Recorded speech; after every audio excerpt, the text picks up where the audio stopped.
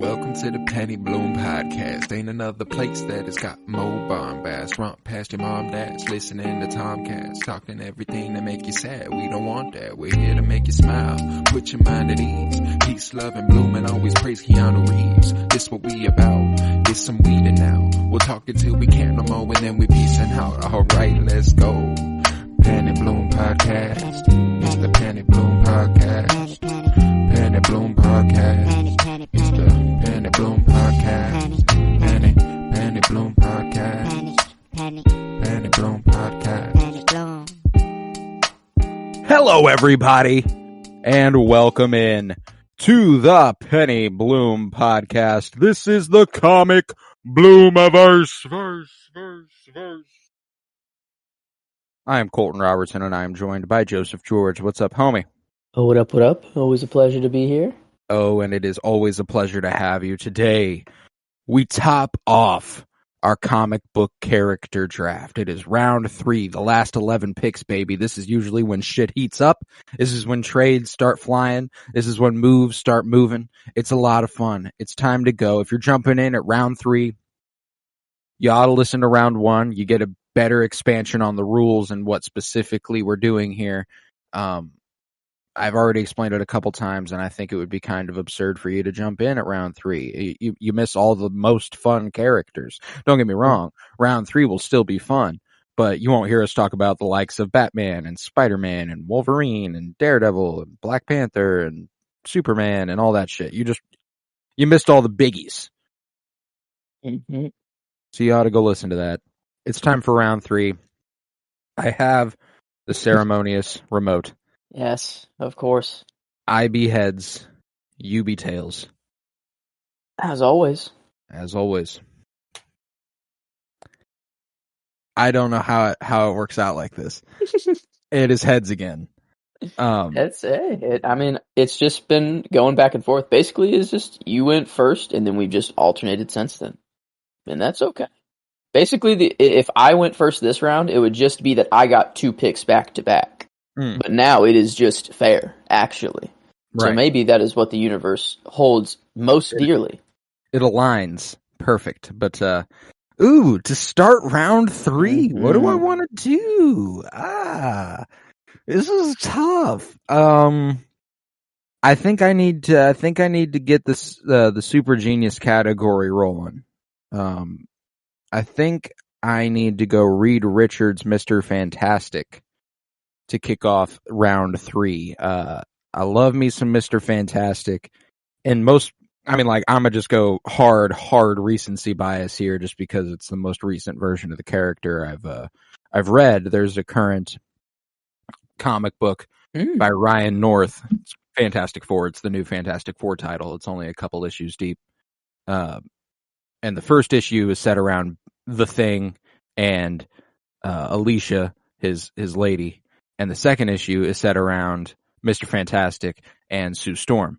And the whole time Sue Storm is just like, she's writing a letter to Jen Walters is like the whole narration of the book. Okay. And it's just all about how Reed sees the best in us all, he has hope for everything. And I'm like, he's got a bad rep recently where people for some reason think he's an absolute fuck. When in reality, he's like a really, really nice character. Think it's just because of the multiverse of madness. That's in part, but I mean, like, he's caught a bad rep before that too. So, like, I'm not sure what it is, but I really enjoy the character. I couldn't let the Fantastic Four slip all the way away without one of them getting taken. So I had to take Reed Richards to start this round. Okay. I was looking, and my solo show and DC Hero are still a little... I would like to fill them out. And I think I will go solo show first here. And really the only person that I have that I would feel comfortable putting in here that is a solo... that has like a solo show, it's probably Punisher. Out of the characters that are left. Because, like, Hawkeye is still there, but, like, I don't know. I'd rather take Kate Bishop than Hawkeye. Yeah. And so I don't know. I think Punisher is actually like a really cool character, and it added a super cool dynamic to like the Daredevil show, and it's why they gave him his own show, and I think the actor just fills the role perfectly. It does give a lot of people inspiration to be like him, which I think is really bad. Like it's like a lot of people aspire to be like him. Well, I think what's interesting is that I don't think people have a rock solid understanding of the character. Yeah. Because like the way that his symbol's been.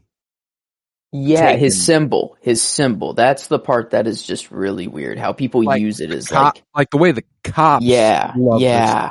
That's frightening. Yeah, that's not scary. good at all. That's not good at all. You are idolizing a man who doles out justice by shooting people with guns. Yeah. You should stop. You should stop doing what you're doing and reevaluate the way you do things. But Frank Castle, I'm gonna bring it back to an ongoing comic run because we're in a pretty good spot Marvel Comics wise, if I'm being honest. The current Punisher run is like a slight reimagination of the character. It still maintains the origin story where his family was killed and he went on a murderous rampage after that, and he does all that. But now he is the leader of the Hand. Ooh, that's cool. Yeah, he's the leader of the Hand. Really cool. He's called the Fist of the Beast, and he's just been imbued with like some sort of magical power that like the Punisher is not to be fucked with right now. Like, so it's scary out there. I have actually never seen the Punisher show. I have the only way I know him is through Daredevil. But putting him in the solo show category, I would have to take him as his titular, like where he is the titular character. Yes. So like, I'll put him as the Punisher. same version as the character. I'd assume that it would probably be better to take him in his own show rather than Daredevil. But I know he is very good in Daredevil. I just don't know if it carries on the whole time through Punisher. I've heard Punisher season 1 at the very least is very good. I need to give it a look.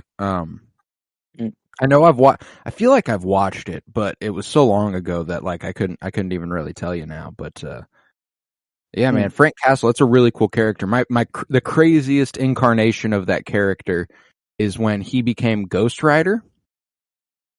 Ooh, and not just sick. Became Ghost Rider, became Cosmic Ghost Rider, and rode around on a motorcycle that can fly through space. And he goes back in time and raises baby Thanos. So it's the opposite of like what Rhodey was suggesting. No,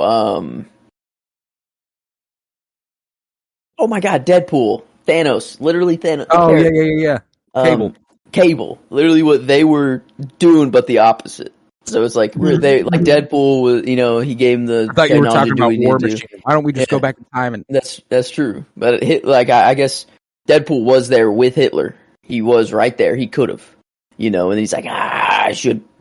So, but that's nuts. He actually, like, the reverse of that, to go back in time and be like, yes, I will unleash Thanos, knowing what he does. That's nuts. I think the goal was actually to raise him so that he wouldn't.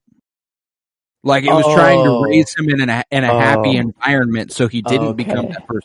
I thought it was oversight.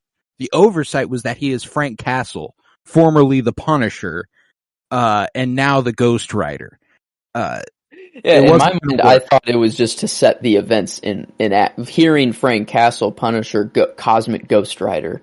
No, I immediately assumed that it was for nefarious reasons. Yeah, he was trying to prevent the evil that would become Thanos, if I remember correctly. It's been years since I read. That was like one of the very first comic book runs I ever read because I was like, Cosmic Ghost Rider? That sounds fucking awesome. Yeah. And the art in that book is fucking crazy. If you should check that out for sure, because you don't need to know shit prior to it. You can just jump in and go, this is Cosmic Ghost Rider. Okay. And if I would have read that and I didn't have him in solo show, I feel like that's where I'm taking, because that look just has to be so cool. Cosmic. It is. What is the name of Cosmic Ghost Cosmic Punisher. Ghost Rider. It's just Cosmic Ghost Rider. But you gotta like. But it's because Ghost Rider is a mantle. Has there been another Cosmic Ghost Rider before? Is that like a level you reach of, or is he the only Cosmic Ghost Rider? He's the only one that I'm aware of, but Ghost Rider is a mantle. Like it is passed on between people. So like that's why it maintains the name there without going like Ghost Punisher or something like that. Yeah, I mean, you look up Cosmic Ghost Rider and Frank Castle Earth TRN 666 pops up. 666, okay.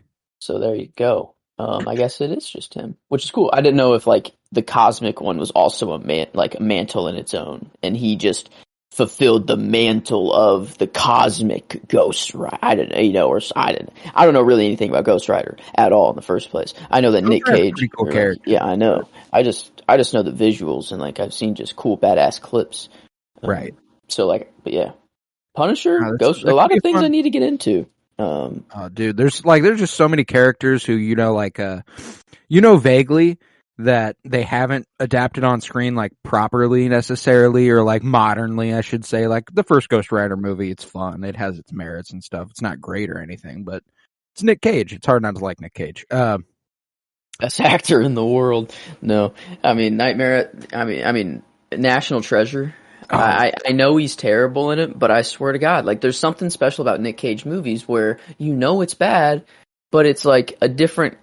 Well, Nick Cage too. He has this dimension to him where he can be in movies that are like extremely Full Metal good Jacket or something like that. Like there's a movie where it's like about war and something like that, and I heard it's like actually like really good. It's like one of his best performances. He does really well in it. And then there's movies kind of a renaissance the last few years. Like I saw Unbearable Weight of Massive Talent earlier this year. Yeah, I heard he was really good in that. Yeah. I love that movie. Didn't he just play himself in that though? Oh yeah, that's perfect. That's awesome. And a younger version of himself. Like when he was a movie star in the 90s. Okay. Himself. And he's like talking to himself like he's like his young self's like, "You're a fucking movie star, Nick. What the fuck are you doing here?" And Nick's like, "I need the money, man. I don't know." And he's like, "What the fuck, man?" Like it's so funny to watch him like talk to himself. But yeah, Nick Cage, man, he rocks. And funny to reach Nick Cage talking about Frank Castle Punisher. But there you go. We got there. It happened. Yeah, we got there. I believe with my next pick. Let's see. The Magic motherfuckers are getting slim. Indeed. That's going quick. I believe I'm going to go ahead and fill out my super genius. Okay. Go ahead and take it with the first two picks of this round. And go Victor Von Doom, Dr. Doom. Okay. I don't really know anything about Victor Von Doom, but I was like, I have one more villain that I need in Marvel, and he is a magic motherfucker. He is smart. He's so cool, and I think he's gonna be the next, like after Kang. I feel is where he's coming in, and man, but I feel like you know much more about him, and like relatively, I've only read a little bit of Fantastic Four, but he's a really, really fascinating character, and I don't know what version of him I'd take, though. Let's see. What's kind of crazy is, what was there's a video game. Video game? I was just about to say that, dude. Oh my god, is it, Marvel Ultimate Alliance? Yeah, Ultimate Alliance. Yeah. Oh my god, I haven't played it, but I have just watched my girlfriend play through it, and he's like the main. Yeah, like he's actually like Marvel that's Ultimate what Alliance most of him. He is a super bad. He becomes God Emperor Doom in that game. It's a pretty epic version of the character, very big, very badass, and it's the most recent one that I've encountered. So like it might just be the choice. I don't know. Like I need to read more Fantastic Four. I'm so excited to get to that part of our comic book movie project because, like I said earlier, that ongoing Ryan North Fantastic Four book, it's only two issues in right now, probably 3 by the time this comes out. It made me cry both the first 2 issues, which is insane. Like, that's insane. That doesn't happen. Like, it doesn't happen all that. Like, rarely does that happen, especially off the first 2 issues of a run. It's usually like a payoff of a very long run. Like, we're reaching the end. This was nice. This was good. And this big event's happening. Like, just very nice, concise stories. And like, so in the most recent one, the same one with Reed Richards and Sue Storm, I didn't go into the details of it because it involved Dr. Doom. And I didn't want to mention Dr. Doom in case you were like, you know what, I'm going to go ahead and take Dr. Doom. In my strategy, he was up there. It's more of a strategy pick instead of like favorite pick, but yeah. Yeah, so in this story, there's this old lady. Reed Richards and Sue Storm visit this town, and a waitress comes up to them and asks them like, hey, how you guys doing today? I'm your waitress, blah, blah, blah. What's your guys' names? And they go, well, I'm Reed Richards and this is Sue Storm. And everybody in the restaurant lets down a facade and they're Doombots. They're all Doombots. The entire town is Doombots. The further, the further they make it, the further they make it into the town, the more they realize that it's all based around one person. This one person is an old lady who Victor Von Doom went to college near. Like, she was an old lady who, like, he met. I can't remember what the context was of them meeting, but she would like give him meals and stuff and like feed him because her husband died and she didn't like being alone. So she was like, come on, like, let me make you a meal. I don't like cooking for one. Let me cook for 2. So they had dinner like every night, and he assured her that she would be protected under any and all circumstances. So he put one Doombot in that town to protect her. And that Doombot took it upon himself to replace everybody in the town with Doombots. All to protect this one woman. And then that Doombot, with no other directive other than to protect this one woman, when this one woman was dying, decided to become that woman, wipe the Doombot's memory, and just live as that woman so that she would continue to live. And like it's an awesome fucking story, dude. And it was computers are too literal, but that's awesome. Actually, that's like one of the best. Like, it actually kind of worked out. Well, if a whole town has to be sacrificed, and I'm okay with that, or whatever. If Dr. Doom's going to kill them anyways, and I don't know if he killed them or if they were like forced out, like if they were like. I guess. He was saying, if any danger were to come to this town or anything, you'll be safe no matter what. Yeah. So that's probably fair to assume that something were to happen to the town. So if that's already happened, I feel like, if the lady was already dying of old age, it's not like the Doombot killed her right away and then, made her living it. Yeah. And, that's I like that. I thought it was cool, and I thought it was like an interesting take on like Dr. Doom, like his like he befriended this old lady who gave him meals and stuff, and he assured her she'd be protected, and like it's just an interesting light on a villain, which I really, really enjoyed. So yeah, I'm gonna go Dr. Doom for my second Super Genius pick. Okay, well, I already got my Super Geniuses filled out, and I think I'm actually gonna stick with the solo show category because there is one more guy that we did say is fair game in solo show that I don't think has been taken yet, which is nuts. Yeah, he has not. And that's Bucky Barnes. Yeah, wait for it. I figured he'd go this round. And I was thinking of maybe placing him, because I guess he has the serum, right? So I guess he could go in super powered. He could be super powered. But I think there's really no one else in solo show anyways that's up to the level of Bucky. Probably should have picked him before Punisher, if I'm being for real. But at least I got him back to back. So, but yeah, I'll take Bucky. Since it's from the solo show, I guess I'll take him from Falcon Winter Soldier. But I think that's where I would take him anyways, just for the scene alone in Wakanda. Like whenever he doesn't break for the first time, like literally, if I had to pick a performance, I would pick that scene actually in specific. But I'll just say, Falcon and Winter Soldier. No, I can't blame you there. It's a great choice. So yeah. I was even thinking about taking him like second round, like early second, like pretty, like maybe not early second round, but definitely he's been in the. Because I took Sam Wilson and we were like, ooh, maybe Bucky Barnes isn't too far behind him, but fell a whole round. Yeah, I think Sam Wilson was my number 2 pick in the second round, and Bucky Barnes is your number 2 pick in the third. So he fell exactly one round.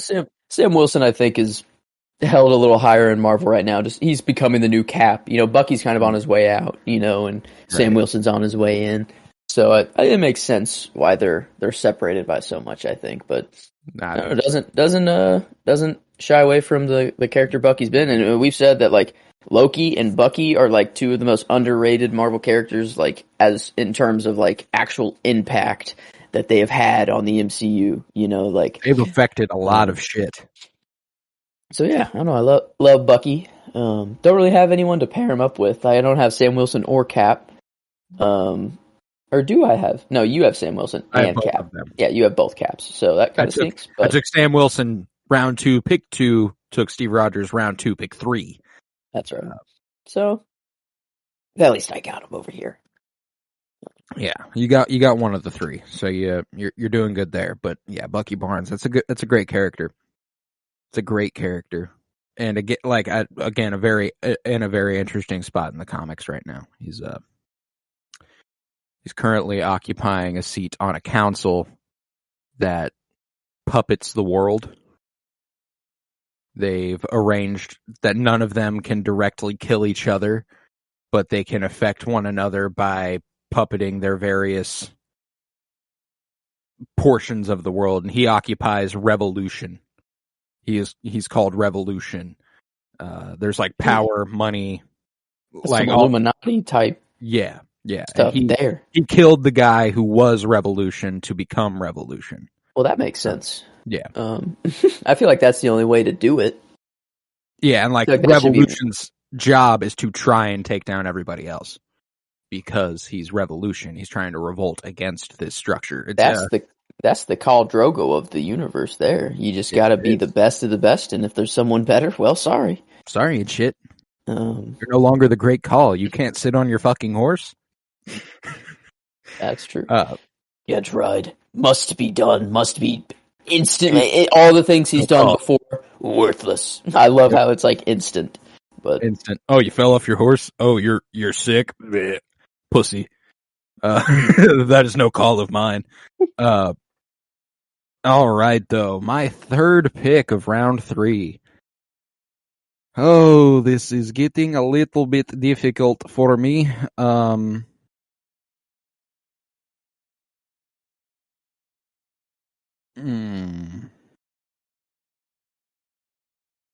Starting to think I might have made a mistake in taking Dr. Doom and Super Genius.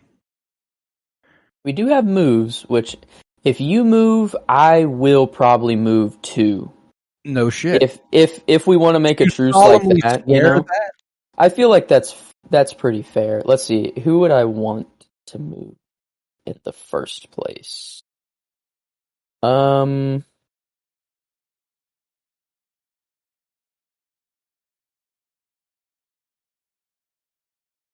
I do have a pick that I can take and not move right now. There's just one character that I'd like to plug in somewhere.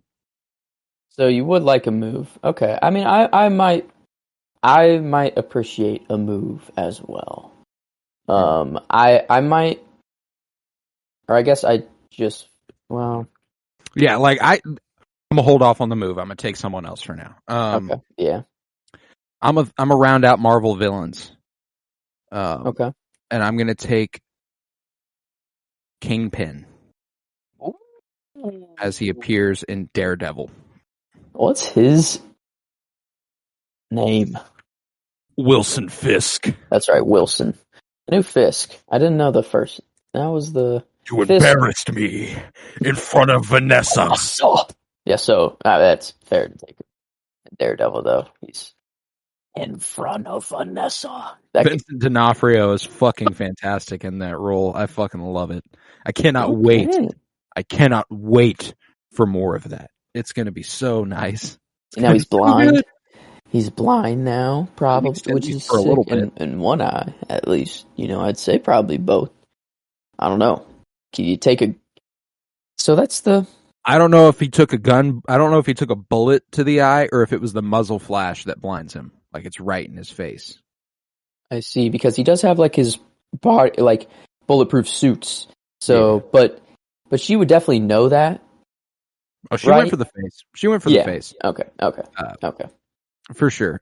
Echo, that's a fun character I'm excited for. That I don't think will go in this round simply because we don't know shit about her beyond what we see in Hawkeye. But comics-wise, that's another character that's been, like, in the past, she's been imbued with, like, the Phoenix Force, which is nuts. Anytime a character's been imbued with the Phoenix Force? Yeah. Man, comics really just... They They do just whatever. go anywhere. They just... Yeah, man, the comics are so cool. Like, fuck.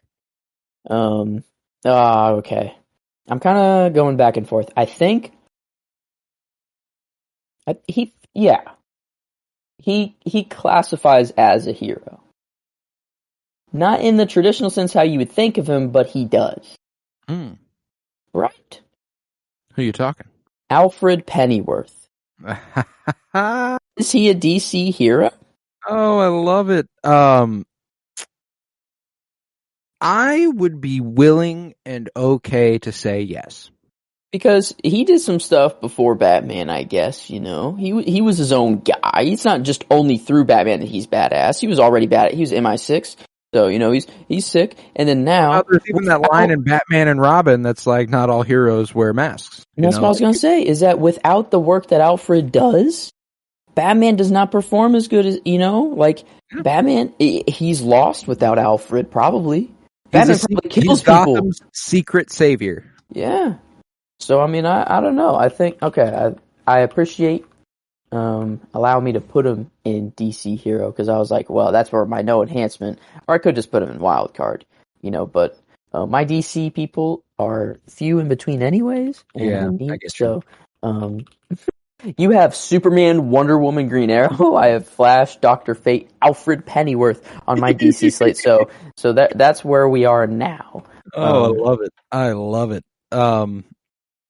I'm actually gonna go. I'm gonna go ahead and take my move.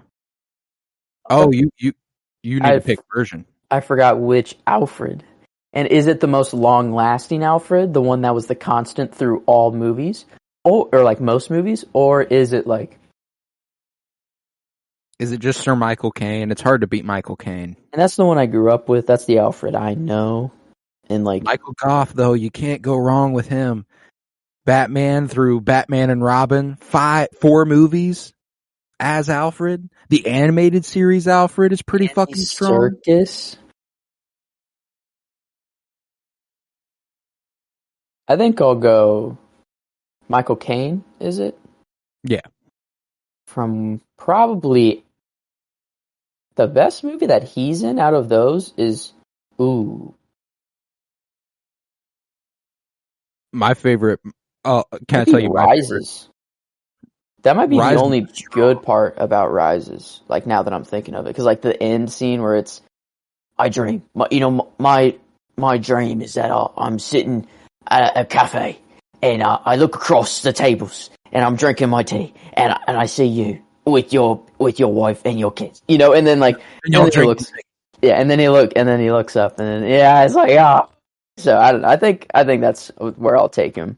Another one of my favorites is Dark Knight. Whenever after Rachel's died, and she left that letter that said she was going to pick Harvey, and Bruce is sitting there like full Batman gear without his mask on, and he's like, she was gonna pick me, Alfred, and he just like picks the little letter up and is like, you don't need to see that right now, you're good. Instantly went to go burn it. He was thinking, he's like, this is definitely not, I don't hand him like that. He's like, okay, I don't hand him this now, maybe later, he's thinking about it, and then he's like, she was gonna pick me, Harvey, or he was gonna pick me, Alfred. He instantly like just goes and like, yep, And then Bruce is like, "What's that?" And he's like, "It could wait. It could wait." What's that? A letter? Whatever. I'm too sad to think anything. God, and it was so cool too because Rachel like delivered it to Alfred and was like, "Give this to him," and then Alfred's like, "Oh, what is it?" And she's like, "I trust you, Alfred. You can read it. It's okay." And like, that's just who Alfred is. You know, you love Alfred. He's a real one. That's a great pick. That's a great pick. Yeah, Alfred's the shit, man, and he is worthy of the DC hero moniker. I think, if I had to say so myself. But yeah, my DC's getting full somewhat. Yes, it is. Yes, it is. I'm gonna act on a move. I'm gonna move Dr. Doom to Magic Motherfucker. Okay. Then now, I did say I would move. You don't have to hold. I'm not going to hold you to that. If you want to take just be strategy-wise, it's just like if nothing happened. It's because you would just get your next pick. You moved. It doesn't affect me. You moving someone. So like, if I want to move, this would be the smartest time to do it. I feel. Let's see. So you're moving him to Magic Motherfucker. Or is the performance staying the same? Yeah. Okay. So, still Marvel Ultimate Alliance 3? Is that what you actually did? Okay, cool. Just wanted to make sure on that one. Okay. So now I could move. And the moves that probably would make the most sense would be... Well, maybe... I don't know if I do need to move anyone. Really.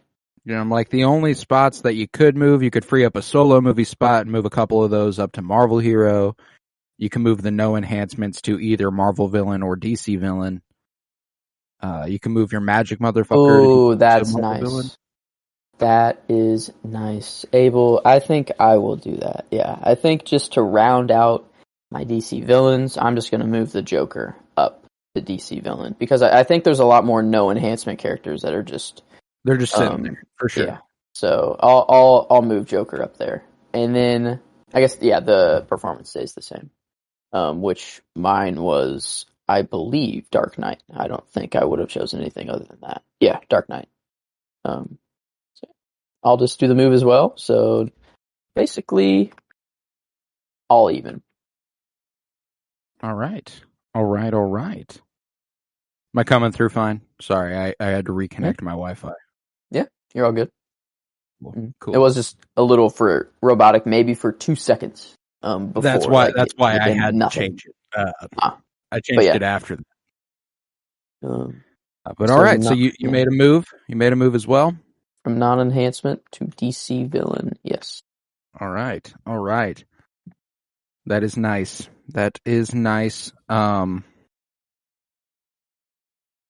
Let's see. What do I want to do next?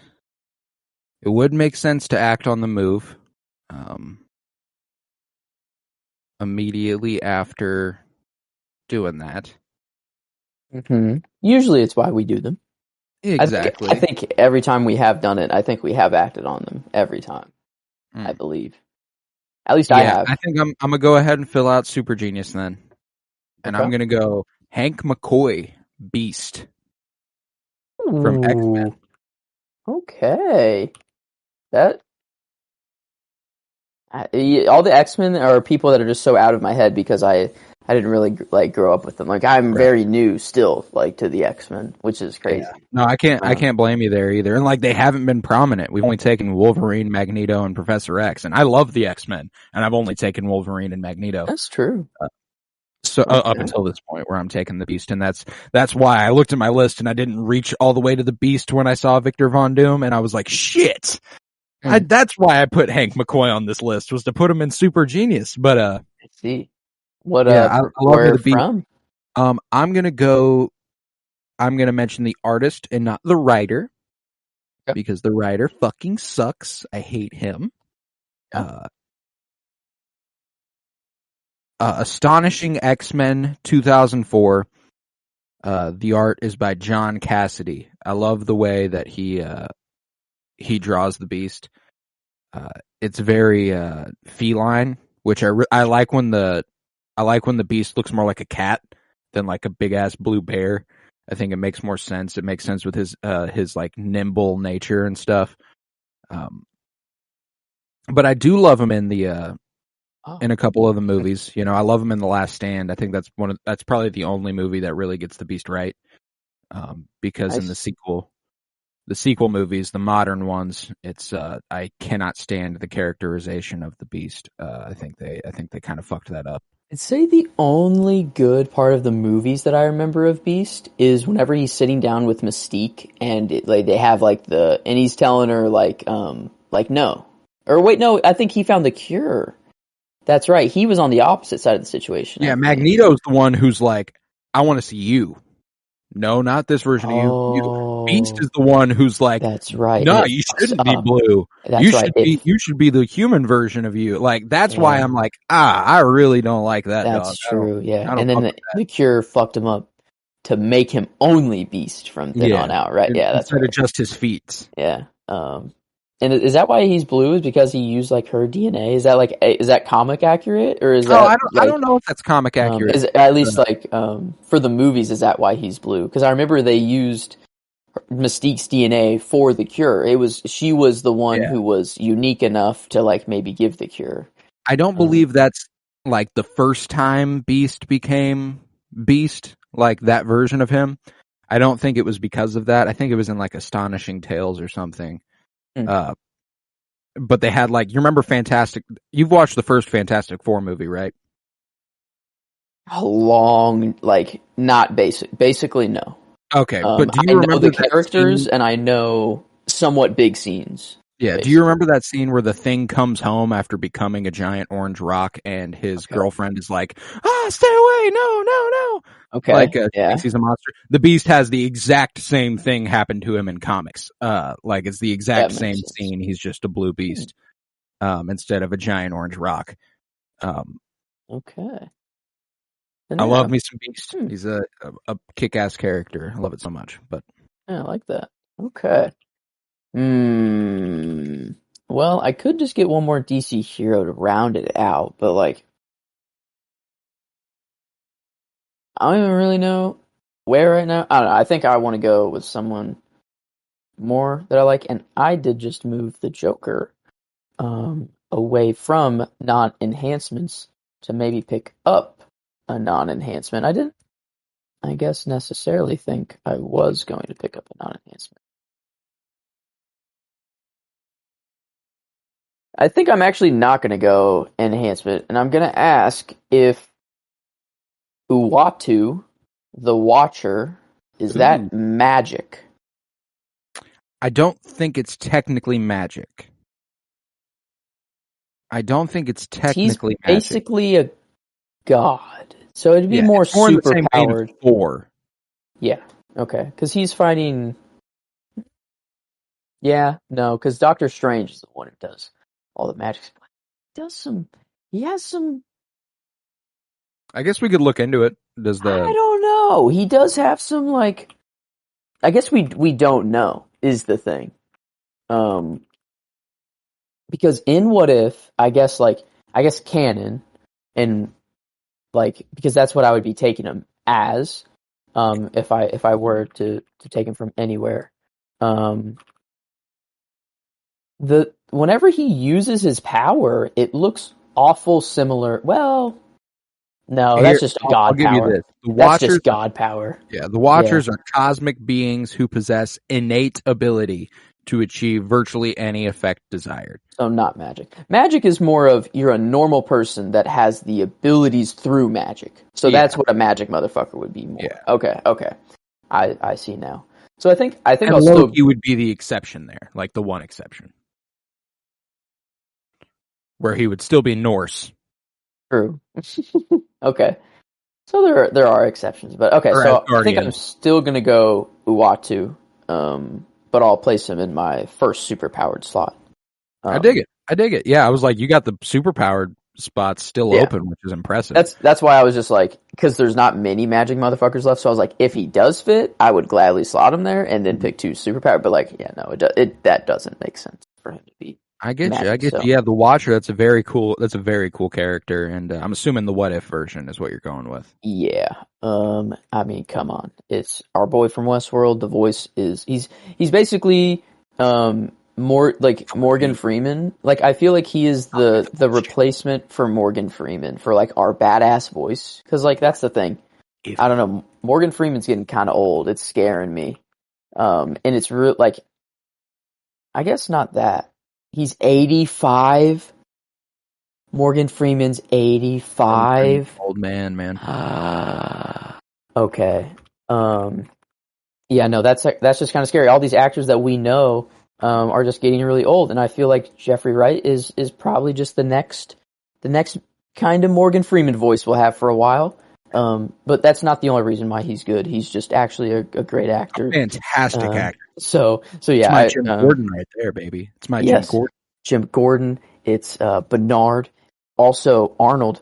I mean, man, yeah, he's awesome. But as the Watcher, I love that show. I love What If, and having him narrate it and then come into it eventually was just awesome. The first season of Westworld is so fucking special, dude. That is such a good show. Yeah, if I could take him as that in this draft, I would. If I could take him as Bernard, I would. But come with me and ponder the question: what if? So good. Uatu. I love it. But I'm thinking about rounding out my Magic motherfuckers. We don't have a lot of them, and I'm itching to get this guy. I've let him slide just because I don't think you're aware of him for real. But in case you were like eventually like, oh, I need another Magic motherfucker. Let's see. And then like he would be a very high name on the list if you just like Googled Magic comic characters. John Constantine. It's a DC character who only know of it because of the movie that's coming up in our project. That's played by Keanu Reeves in that movie, by the way. Very excited. Yes, that's right. Okay, this is a badass pick then. It has to be. I will say, I want to clarify, I love Keanu Reeves with all my fucking heart, and he does really good in that role. It is amongst the worst adaptations of anything ever. No. He's not even close. He's not even close to being John Constantine. It was really like, let's make a Magic movie. What's a DC character who does magic? John Constantine. All right, plug Keanu Reeves in there and let him do whatever he wants. Like it's not. He looks very dark. What's he like? What does he deal with a lot? Does it like demons and vampires? Is the Hellblazer. Yeah. So is it kind of like people to hell? Typically, he opens portals to hell and lets them go through. My favorite on-screen version of this character is actually played by Matt Ryan. Who, not the NFL quarterback, the actor Matt Ryan. Okay. And he appears in his own series, titled Constantine. He appears in The Green Arrow. He pops up in one episode or two. He appears in Legends of Tomorrow, also in the Arrowverse. And, I love him in that. But, I think I'm gonna go with, like the original, maybe not the original conception of him. But I'm going to go with a comic version of him from Hellblazer Original Sins is what it's called. Hellblazer, yeah. Volume 1. Would you rather go with the author, the Jamie Delano, or John Ridgway for the art? Oh, let's go Jamie Delano. I don't know anything about him, so I hope that's all right to co-sign. But Jamie Delano. There we go. Okay. And I see why you didn't like the writer of your previous title. Don't even want to speak his name, but I now know who it is, and I see why. So yes, it's the only person who I'll passionately go. I fucking hate this guy. That's why I asked here who you wanted to go with. But okay, so they're X-Men or Hellblazer Original Sin. Yeah, Hellblazer. That's pretty sick. I think it's actually just Hellblazer, and then Original Sins is like just the arc. Oh, Volume 1, Original Sins. Yeah, so it is just Hellblazer. From John Constantine Hellblazer. I'm not sure. 2011. Does that sound 2011? right? Does that sound right? Is that like a reprint, or are you is he much older than that? Or he's an older character, but I guess that version of the book could very well be that new. Well, yeah. No, I think this is right. I think this is right. 2011. Okay. Yeah, that's it. Yeah. Okay. That's it. There you go. Ooh. Okay. Okay. I think I'm just gonna follow suit and round out my Magic motherfuckers just because I really can't, like, the only people I'm between, well, maybe I don't say because they can also be taken as wild cards.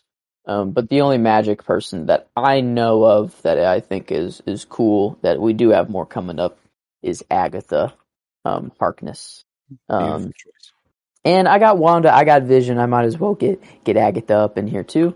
And she was just a lot of fun in the show. And you know, I remember like the rewatch whenever you figured out like the name and like the spelling, and it was like, you know, like she's gonna be Agatha, and we were like, and I'm like, what the fuck is Agatha? I'm like, wait, you're going like this is already so left, and then like literally like okay, like spot on. So that was awesome. It was like so much fun. That show was so much fun to speculate about. And that's the thing is like now we talk about it as like it's the formula that Marvel follows. The villain is already in the show. Who's it going to be? But like at the time that was like kind of the first time they were doing it, you know. So it was it was very fun, fresh. So like I don't think that's to discredit WandaVision at all because it follows the formula. It was the first time they did it. So like they weren't it set the standard for the formula. Yeah. And we I mean, it took everyone, it was Agatha all along. Everyone was singing that, you know, whenever that came out. Like it was, Agatha was huge and I can't wait till she gets her own show. I'll have to take her from WandaVision, obviously, here, but, hopefully eventually I'd say her show is going to do her more justice. Who knows if, you know, she's the tie-in with Mephisto. Probably not. They just boner joke it out of the way. So, I don't know if that's their way of being like fuck you guys, or like you're on the right path. Actually, you know, like, right. And I guess who knows?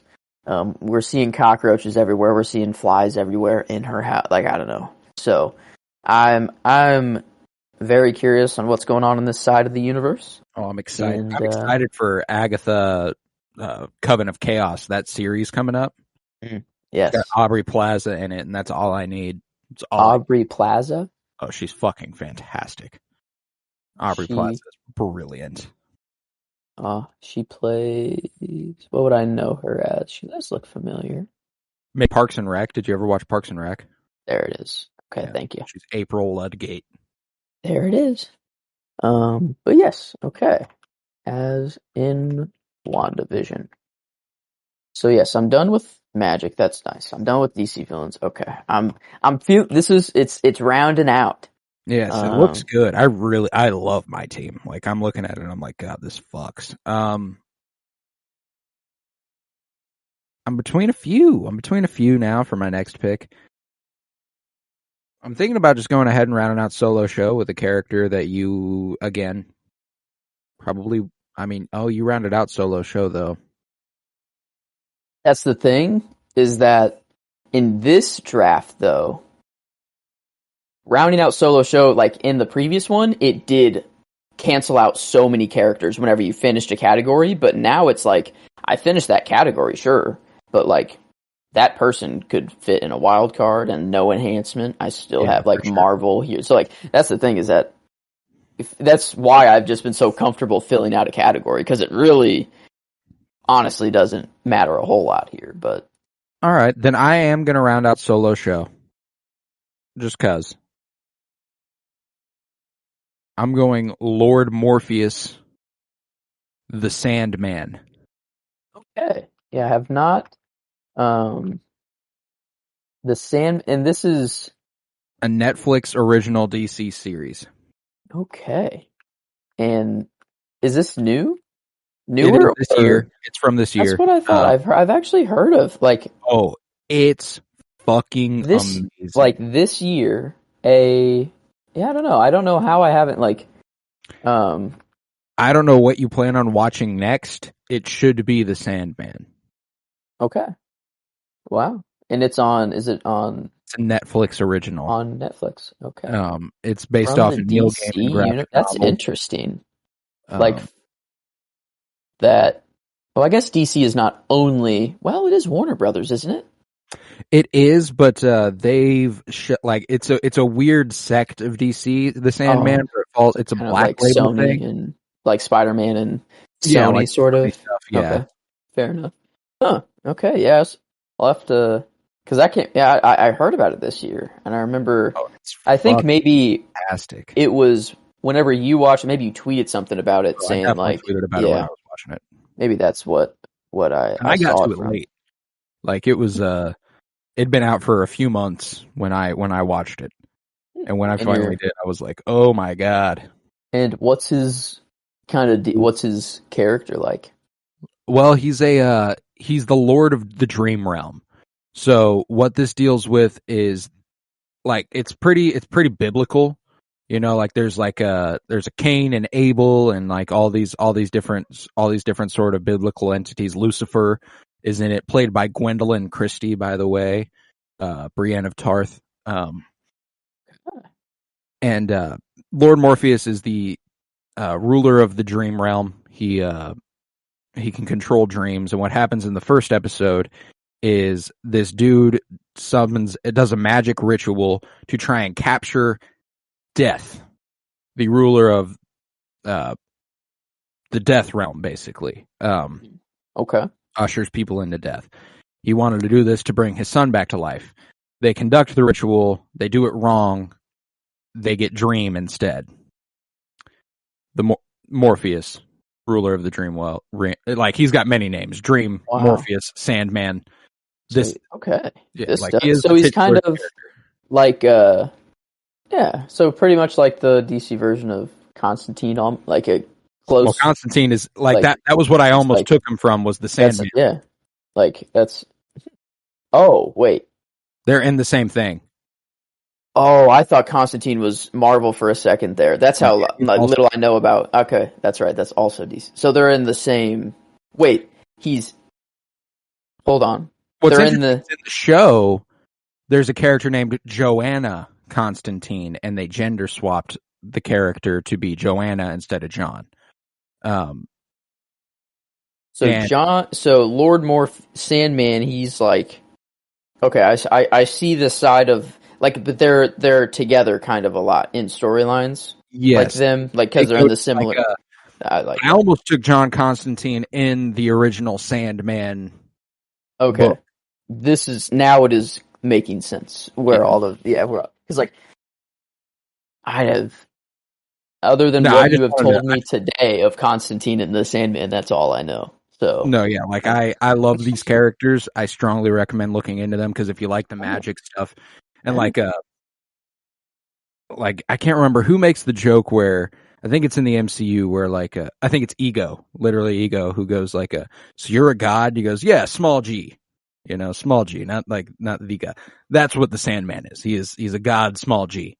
They're kind of the god of the realms sort of thing, and he controls dreams, makes people see what they want to see. He can make dreams reality. He can make nightmares reality. He can stick you in your dreams forever. Like, he can do some pretty crazy shit.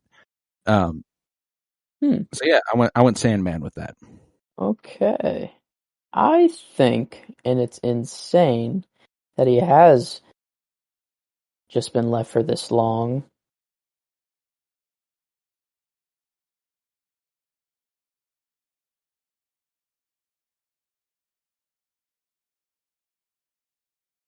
Yeah.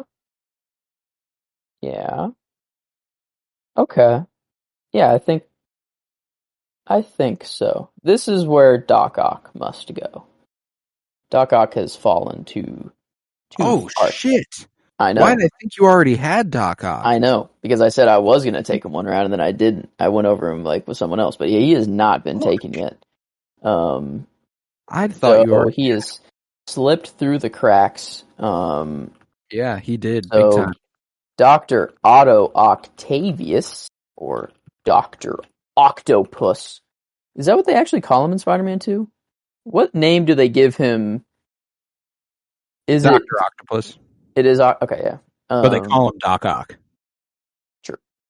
So I'll put the full name to be official. But I am debating on whether just finishing out my Marvel villains, which I think I probably will, or slotting him in Wildcard. But I think Wildcard is he's not really a wild. Yeah, I mean, anybody you plan on putting in Marvel villain, you can still put in Wildcard. So yeah, sure. So I'll put him in Marvel villain, and I will take him. Oh, maybe from No Way Home as well. I was thinking of Spider-Man 2. Well, this No Way Home is it is interesting. Well, that's villain in that movie. Yeah. No, I got to take him from Spider-Man 2. You got to. Yeah, I can't. Yeah, no, I couldn't. I was like trying to get there. Like Green Goblin, that dude's still a villain. That dude is like full-fledged still Green Goblin, and he's like keeping everything about Green Goblin about him. The voices. Yeah. I don't know. I like he kept slipping, and I'm like, okay, I'll take him next. Okay, I'll take him next. And he just kept that you already had him. That's maybe why.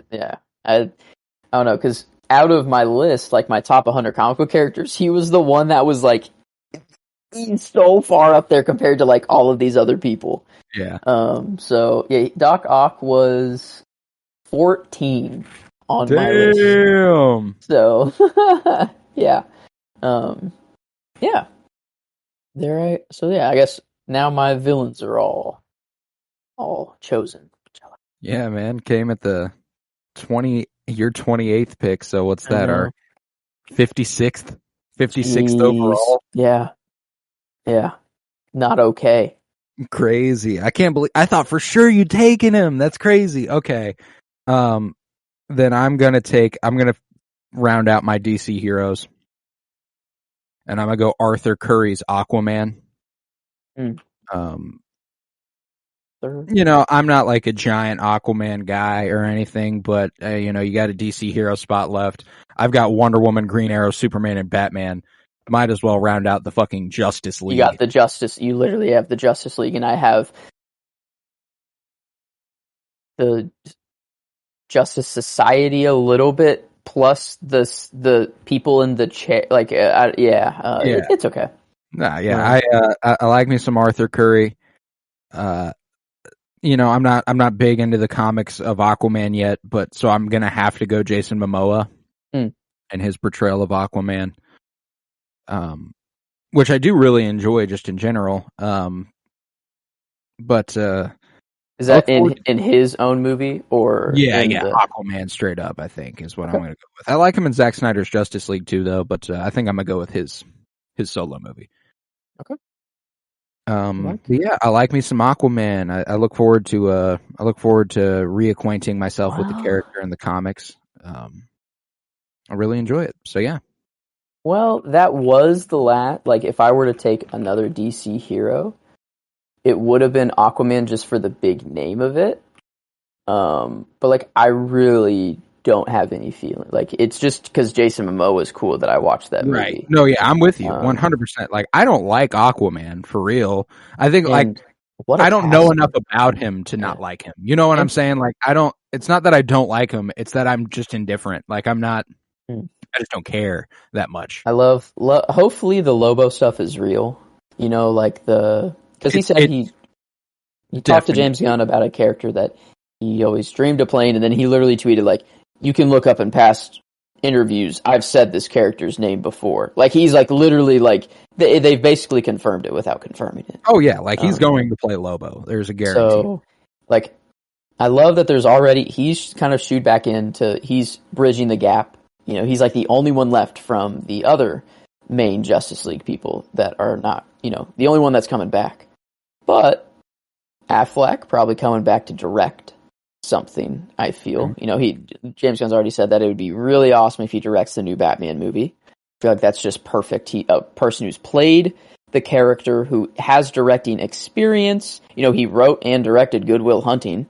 That's a lot of thing that people don't like remember about Ben Affleck, is that like I don't know, he's not just an actor. Like, he's done that stuff behind the camera. Yeah, he's very talented behind the camera as well. He's a And he wrote Good Will Hunting. He did not. Direct. That's right. But still, that's I don't know. I think, do you think Ben Affleck directing the Batman movie, is that just a comic book fan's mind being like, oh, that would be so cool, it makes a lot of sense, but like when it comes to actually movie making and being a director, do you think like you actually would want someone like, better in the industry who is directed for their whole life? I mean, don't get me wrong, if like I have the choice between like Ben Affleck and Steven Spielberg, I'm going to take Steven Spielberg. Okay, There's no I guess doubt directors who would direct a DC movie. Yeah, like that's the thing is that like I love the idea of a person who has played the character and has the capability and has directed movies, getting behind the camera to direct like him directing a Batman movie. I think is pretty cool. Like, he literally has the opportunity to do everything he wanted to do with the character for someone else. Yeah. And I think that's a pretty cool idea. Like, can you imagine being the new Batman and having a Batman right there with you every scene, telling you like, I don't know. I feel like that would be amazing as the actor and the director. I feel like he would just make the movie so cool. Like, I think there's also the perspective though that as a actor who is a Batman, who's trying to play a Batman, you wouldn't want someone who has played Batman telling you how to play your Batman. That's also true. Yeah. There's a possibility Ben Affleck doesn't direct a Batman movie. They just said he would direct a movie. I could see him coming back to direct pretty much anything. If they invited him back, I think he'd be willing to take it on. And because I like Ben Affleck a lot. I think that whole like pretty much everyone in the DC universe the past 10 years besides Joss Whedon has deserved better. Yeah, that man doesn't deserve really much of anything. No, deserves that man fucking sucks. A cell or death. But no, I mean, I guess, yeah, Aquaman, the last surviving member of the DCEU, actor, as of right now. Yeah. So I don't know, you picking him here is smart because he would have been the one DC hero that I would have just been like, okay, let me round it out. I'm going with Aquaman. Yeah. So, okay. So now that's done, I think my next pick, I don't know where to put him. I think in no enhancement. I think. There's really no one that's not enhanced anymore other than Hawkeye, and I'm not picking Hawkeye. It's a principle thing. Like, yeah. Nick Fury in non-enhancement.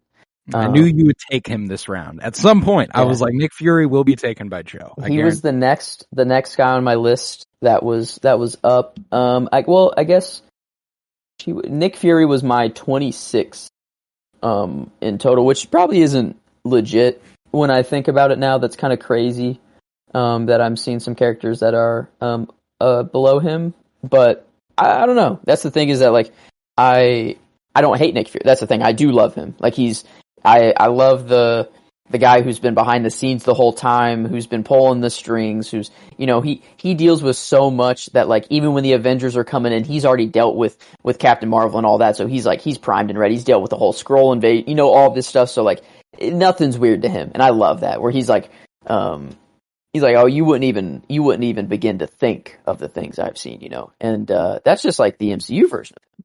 But like, I haven't read any comics, but like in the video games and the comics where I do know him, he's like way bigger. Like he's like galaxy wide. Like he's like doing everything, not just like on Earth. Like S.H.I.E.L.D. is like big, and I love that. Like at least the video games. Like whenever you brought up Dr. Doom and Ultimate Alliance, I remember Nick Fury. Like he's always the guy that's telling the Avengers. Like he's kind of like the Professor X. Well, I don't know. He's just ordering the Avengers, like ordering everything that's done in those games, kind of. Right. And I don't know. I love he's kind of like the commander of the MCU a little bit. So, I love it. I'm taking him from Captain Marvel though. Ooh, okay. That's like I love that. That's like part of why I love Nick Fury so much is that movie. That movie like showed a whole new light to Nick Fury that I like. That was just so awesome. Younger Nick Fury growing up with making sure that how I know you're real. All the scenes they have together. No, that's fantastic. So. Yeah, I hadn't even considered that Captain Marvel might be the choice there. I'd obviously gone to the Avengers movies. The one that I would probably go with, Captain Marvel kind of changes it. Like, I think I would go Captain Marvel. But Winter Soldier, when he fakes his death, pretty strong. Okay. He has that meeting with Steve, and he's like, trust no one. Don't tell anybody shit. Dude, that is so good. That is such good Nick Fury. That is good. That's tough between Captain Marvel and Winter Soldier. That is tough. No, yeah, because like they're very different views of the character. Like one of them is you're either going for like the origin of Nick Fury, like what made him Nick Fury, or you're going for like he is Nick Fury and now he's wanted dead because of it. Whenever like all the cars pull up around him and he has to stop the car, and he's like, where are the shields at? Where are the shields at? He has to cut a hole through the ground and like escape. Like, yeah, that shit's. It's the one. It's that. It's just that. That's why I like Nick Fury. It's all of those reasons, and he still does it knowing that he's in that much danger. That's just a norm. He is just a human. That dude is just a guy. How did he get there? How did I get here? What is that dude's origin? How did that dude find himself in, Captain Marvel. Captain Marvel does that. Like that, I guess S.H.I.E.L.D. was but S.H.I.E.L.D. was already huge. Yeah. Though. I guess it was mainly just like a government thing, though. It was just it was a secret government agency, and he was an agent within S.H.I.E.L.D. And I think he became well aware of some of the things that, like, he was the first agent to deal with anything cosmic. Because whenever Captain Marvel pulls up, they're like, okay, what the fuck are you doing? What are you wearing? Like, what's this? And she shoots the shit out of her hand, and they're like, oh, what the fuck are we dealing with here? He's the first one that encounters alien invaders as far as the MCU is concerned. Like, okay, yeah, fair. Ooh, that is tough. Now I'm thinking more of that. Now I'm thinking, like, do I go back to Captain Marvel for the performance? No, I think I'm sticking Winter Soldier, though, because that's who Nick Fury is. That's like the paranoid, who knows how many times we've seen Nick Fury where that's not Nick Fury. And that's what interests me the most. How many times has it been a Skrull? How many times have just other people been a Skrull that we don't know is the thing. Like, I feel like that show can change a whole lot of how we view the MCU.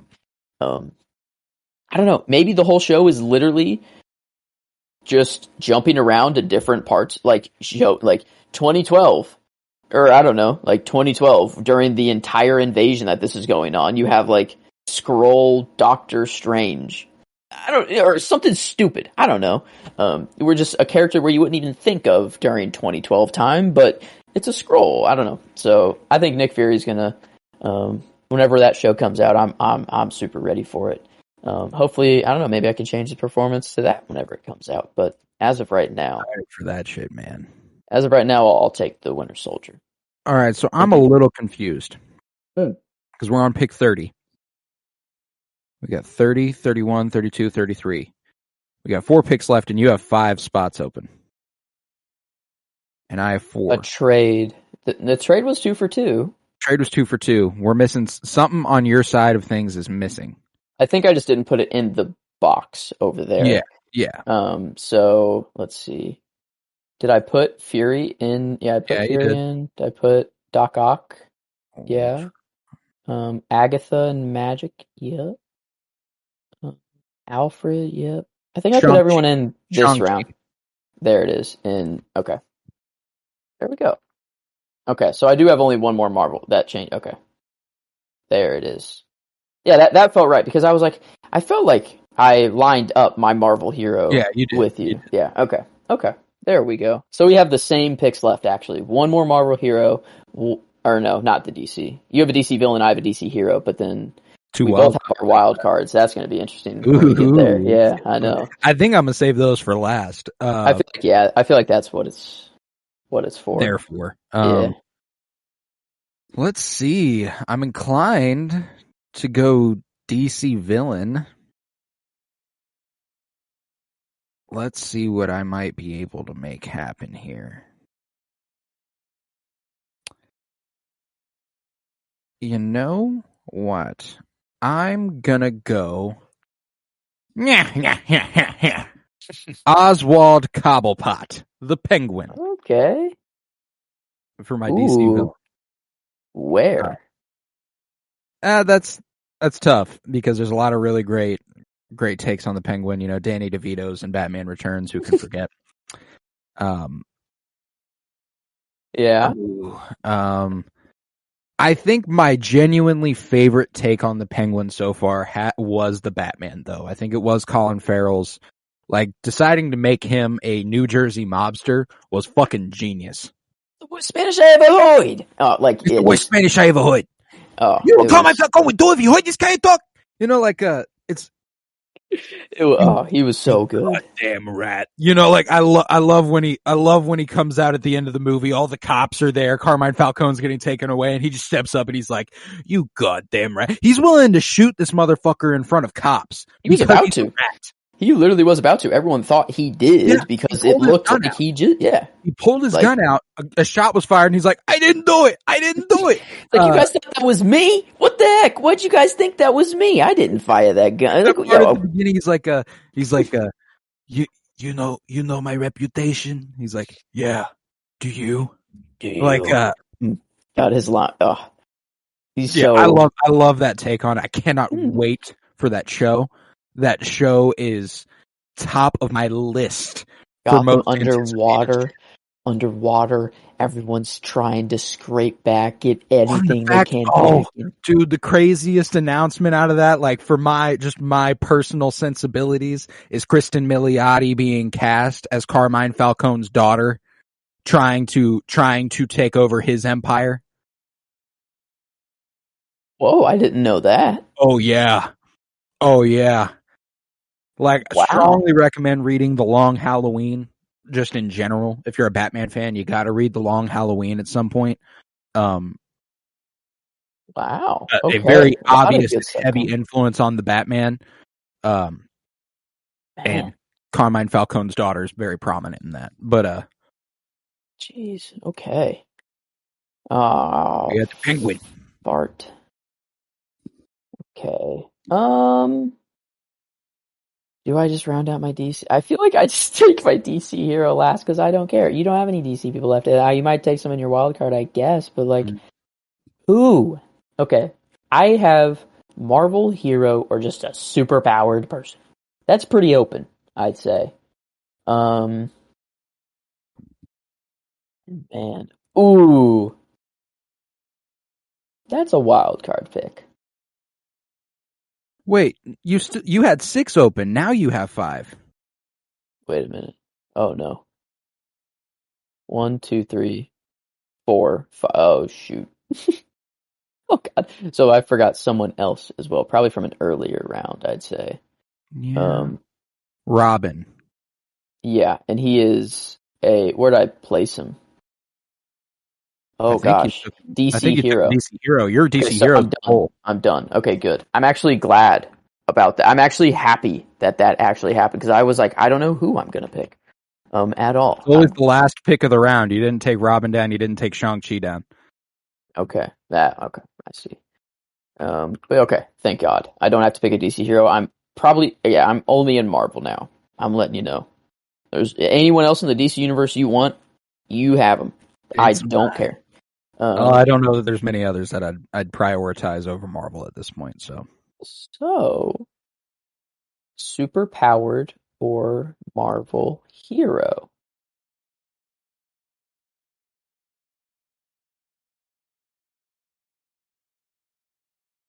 He actually isn't super powered. He can't go there.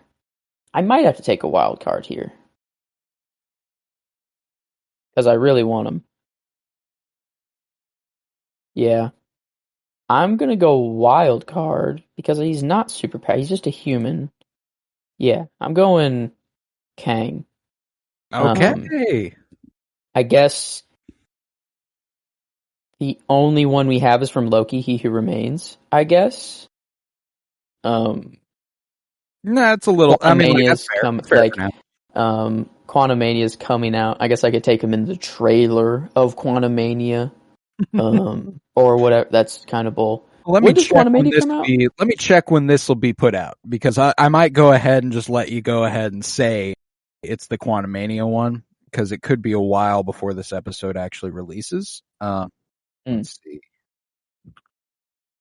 I think Ant-Man is. It will not quite be out. It'll be like a week away, February 17th. So the reason I'm picking him, I mean, his performance in Loki was like, he didn't have to do much, but he set himself up to be the big bad of the MCU. Like him, how confident he was in everything he was saying until the threshold, whatever. That whole everything has been having people guess. That one scene has been what is making Marvel fans go off the wall forever. Like, when are we going back to Kang? When are we getting back to here? What has Loki has changed everything, and then every show after that, every movie after that, they're like, okay, so what in Loki was important to know about going into this? Like, I don't know. Everyone was focusing on the Kang part. And my theory brain, I have so many theories of Kang and what he's all done and come from and stuff. And I feel like I got Thanos, I got Ultron, and now I got Kang. I got Loki. And I got Loki. I got the very start, the very first villain. I got the second villain. I got Thanos, and now I got Kang. You got Doctor Doom, which is further down the line. Even further down the line, I think the bigger bad of Kang, maybe. I don't know how that's going to work, but we'll see. Yeah, I don't know that they're necessarily going to keep following it has to be bigger sort of thing. Frankly, I cannot wait for them to stop dealing with universe-threatening entities and bring it back to world-threatening entities. I cannot wait for that. And Doctor Doom, I think, is back in that ballpark. He can be a universe-threatening entity if they let him get to a certain point, but yes, in the meantime, Kang the Conqueror, that's gonna be fucking fantastic to watch play out. I cannot wait to see what happens there. Nathaniel Richards. Reed Richards' descendant. Yes, Nathaniel was. I knew that. I didn't know what his first name was. Nathaniel. There we go. But I'm hoping. I don't know. I have so many theories with him, and I can't wait to see him in Quantumania and what I don't know. I feel like that's just like, it's just the very start of him. We have the Kang Dynasty to look forward to, and that's 2025, 2024. Ooh-wee. So Fantastic Four is 2024, and then it's Kang Dynasty, then Secret Wars. So yeah, it's like either the end of 2024 or like 2025 that we get that. So he's around for a while. I'm not even going to cap with you. The list of characters I've put up, the first 8, I've gotten all 8 of them. Wow. I've gotten this round has gone exactly as I've wanted it to.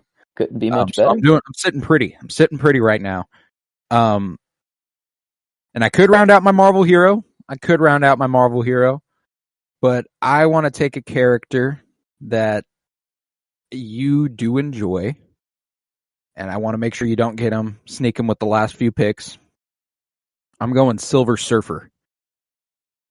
Okay. He was one I was thinking, because I did watch the cartoon for a little bit of the Silver Surfer cartoon, just for the first couple episodes, and it was really awesome. I didn't like the whole origin of Galactus and Silver Surfer were like right in there, and I'm like, oh my god, I didn't know that about Galactus for one, and I didn't know Silver Surfer was made by Galactus to hunt out all the planets that he wanted to eat and devour. I was like, oh my god. Like, holy herald shit. of Galactus. So it'd be wrong imbued for me, with the power cosmic. So yeah, super badass character. I didn't feel right picking them though, because like I've only seen those like 2 episodes of it. So no, I'm actually going with his name. His name is Norin Rad. Norin Raad or Radd. Radd. Yeah, I felt like there was a double letter in there somewhere.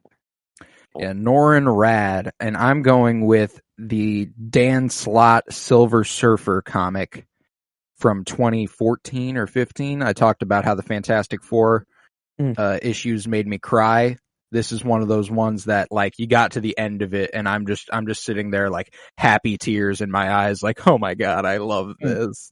I don't even read comics yet, really, but Dan Slott is one guy that's just active on Twitter a lot, and I agree with a lot of opinions that he puts out, and a lot of tweets that he puts. He seems like a really cool guy, at least.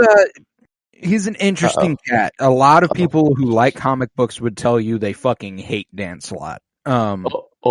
I guess the only tweets I've seen him is like him tweeting of things that are happening in the DCU or like MCU, like in the TV things that I've seen. I haven't seen like anything that he's done. Like, cause he's a pretty talented, like, the problem with Dan Slott is that he's very, he sexualizes women a lot, uses them as props in stories, and I'm going wild card for Silver Surfer, by the way. Okay. And therein, he's had a lot of issues in the past. He wrote a really good She-Hulk run, early on in that character's, not early on in the character's conception, but, a pretty, like, a defining character arc that influenced the show. Like, if you read Dan Slott's She-Hulk, it's the show. Okay. But again, due to his, like, sexualization of characters, it becomes a little like, ooh. Feels like a little bit of Joss in him. But that's why I like Silver Surfer, is that he handles a love interest in that story with grace and actually respects the woman who is in the story, which I really enjoy. Well, that's so nice. That's why that one is like, that one's special to me for that. And it was another one of the first ones that I ever read, and it just very quickly became like an all-time favorite. I tell people typically, if there's like just a random comic to go ahead and tune into, read just on the fly, you do that one, because it's after he's the Herald of Galactus. He's been released of that. And it's now him trying to find his way in the universe outside of that, what he does after. And it's really cool. It's really cool. That is the one that I am very excited to get into whenever I get to it, because like realizing the whole story arcs of what they are. And you know, it's crazy that like my dream with Ego like made me legit think of like MCU theories when I woke up, because I'm like, why would Mantis all of a sudden say that he's Peter's sister if they're not going to use it for like some story, something here? And like, I'm wondering if Ego is more connected, and like, I don't know, like there's more to him. Celestial? Is it Celestial? I got a deep theory for that. Like, by the way, like, I mean, Celestials have to be born from Harashim putting a seed in a planet. You know, it takes a long time for a Celestial to be born, but Ego can mass produce them. He's the first, like, he's a Celestial that is organic, that can produce. So I think it's like, he is the evolution, the next step in Celestials. Ooh, and I you feel think like he's above, not below. No. I feel he was a test for the Celestials. They were like, what do we do next? Because we're not doing good anymore. Galactus is going around eating us. We need something. I feel like Galactus is already a presence. He's in universe. He's not going to be made all of a sudden. I think he's already going around. So Galactus going around. I think that makes sense. Eating planets. The Celestials, they made the Deviants. They made the Eternals. They made all of these things to try to help them thrive. And then, so now they're doing bad. Their next step is, let's see what an organic Celestial would do. Let's not let him know anything. Let's just let him do his own thing. Let's see what would happen. He was strong enough to possibly take over the entire universe. He almost did that. Planted a seed on every planet and unleashed it. Almost. Like, so Ego in himself, in his singular Celestial self, did what the Celestials wanted to do, like he accomplished basically almost, and then the Guardians stopped him. So I feel like he was the experiment for the Celestials to see, and now they see that. I don't know. I feel like that's why an organic Celestial makes more sense. It's like maybe that's what this new guy in Guardians 3 is. The guy who's, the guy who's making all these new animals. People. I don't know if he's just a human that somehow got off, or if he's an organic Celestial. Maybe he's one of Ego's kids too. Right. So I don't know. That's where I'm thinking Ego's going, is that he's not just. I think they'll come back to him. I don't think the Mantis, him being brother and sister, I think that's because they're doing more with that, and Mantis would know more about Ego that we previously wouldn't possibly. I dig that. All to say that from Silver Surfer, from Kang to Silver Surfer, to kind of in theory mode. It's all in one singular mind. I get you. Maybe you just go Ego at this point. I don't know. I was thinking more of the Guardians. Like, none of the Guardians have gone at all. Yeah. And my favorite Guardian's Gamora. Yeah. If I'm picking a Guardian, I feel like she has the best story. Daughter of Thanos, having to deal with all that, having to deal with actually dying, and then coming back to a team. Like, I feel like she's only going to get better in the next movie as well. She's already so badass. So I think that's where I am, is Gamora. Is there any other Marvel hero? I think I like that. I like her rounding out my Marvel heroes. Is it 2 A's? 2 R's, I mean? Gamora. Gamora. Just to... Yeah, I'll go Gamora. Letters on every sound. And where? Gamora. Volume 1 or 2? Or Infinity War? Probably is way better. Yeah. I'll go Infinity War. Endgame. She dies, and she has Peter promise her there. Ooh, that's probably even stronger. Infinity War. Endgame is where she's... Yeah. Oh, she's already... She's already dead. Yeah, she's already dead. Well, that's not like the... I don't know. I feel like Infinity War is more... It's like the peak of the Gamora we knew before she died, basically. So, I think that's what I'll go with. And the way the MCU, for 10 years... culminated in a story about Thanos and his daughters. Insane. I never would have guessed that. Ooh. Yeah, man, the Guardians people. That's a lot there. This is because we only have... I have 2 more picks. Now we both have 2 more. Now. So, yeah. Wow. This is the last 2. Okay. Technically, if we wanted to, we could clean out the Guardians. Indeed, we could. I won't. I'm going X-Men lens a little bit. I'm going Storm for a Marvel hero. Okay, Sue Storm. Is that her actual name? No, Sue Storm is Invisible Girl. Storm That's right. Is Aurora. I'm trying to remember her last name. I can't. Storm. Monroe Storm. Or this is Aurora. Ororo. Monroe. Monroe Storm.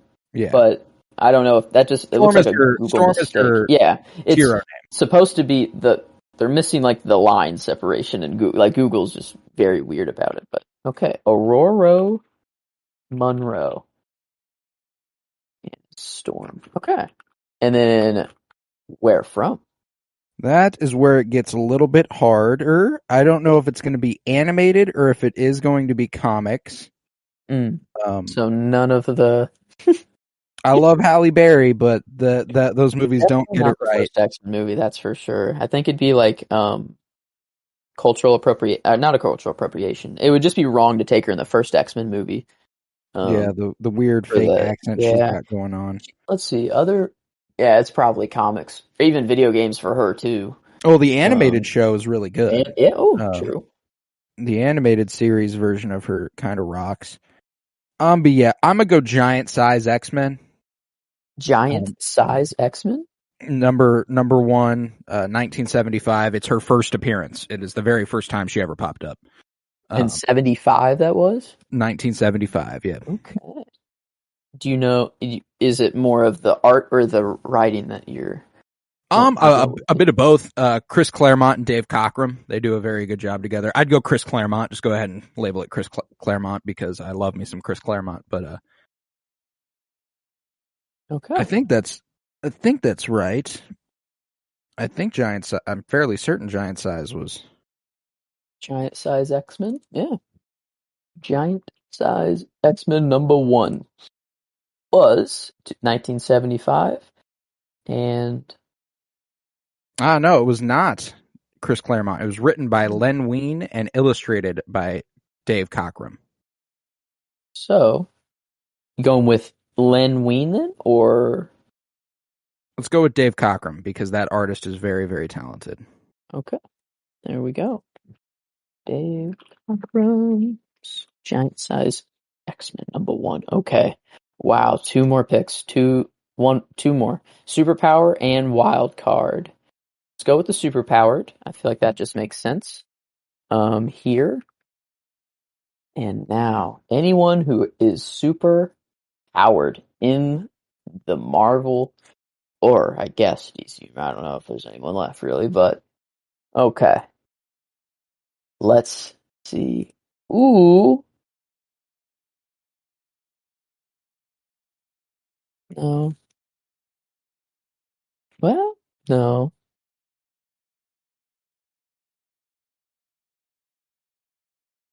Oh, okay. I guess like superpowered, we've been being like, okay, it's basically a god. If they're a god, probably superpowered or are superpowered. And I have Thor. I have Loki. Probably take Odin. Odin's a good choice. I should probably take Odin, and I really do like Odin. And I have a lot of theories about Odin too. I love saying that he was the first one who actually had all the Infinity Stones. Maybe not all at once, but he's definitely had all of them. Dude feels like the Nick Fury before Nick Fury almost. And I don't know. I think Odin. It's really cool. You know, where to take him is interesting. Probably Ragnarok. I would say would probably be the best. Him telling Thor and him with Loki whenever he goes into his Odin sleep. I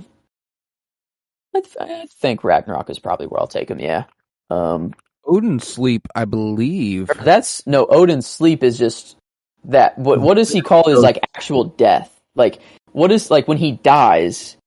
He goes to the gates of Valhalla. Okay, so it's actually he's dead then. It's not that he's just in permanent Odin sleep. Not just it's taking like So it's like okay. So it is actually okay. He's not just taking a big nap.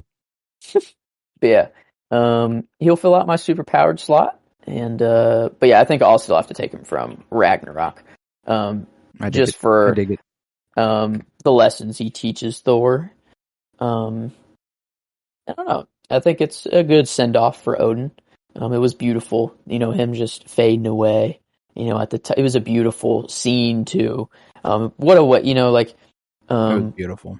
I guess was it right after that second that Hela showed up? Literally right there. Like they literally turn around and that portal's opening. That's so what a 180. You're like, oh my no, Odin. What's crazy is that's far it's easily Taika Waititi's best directorial MCU thing. I know he's only done Ragnarok and Love and Thunder, but Ragnarok is I think it's better. I think I can confidently say that a few months removed. Fairly certain on that one, but it's fun.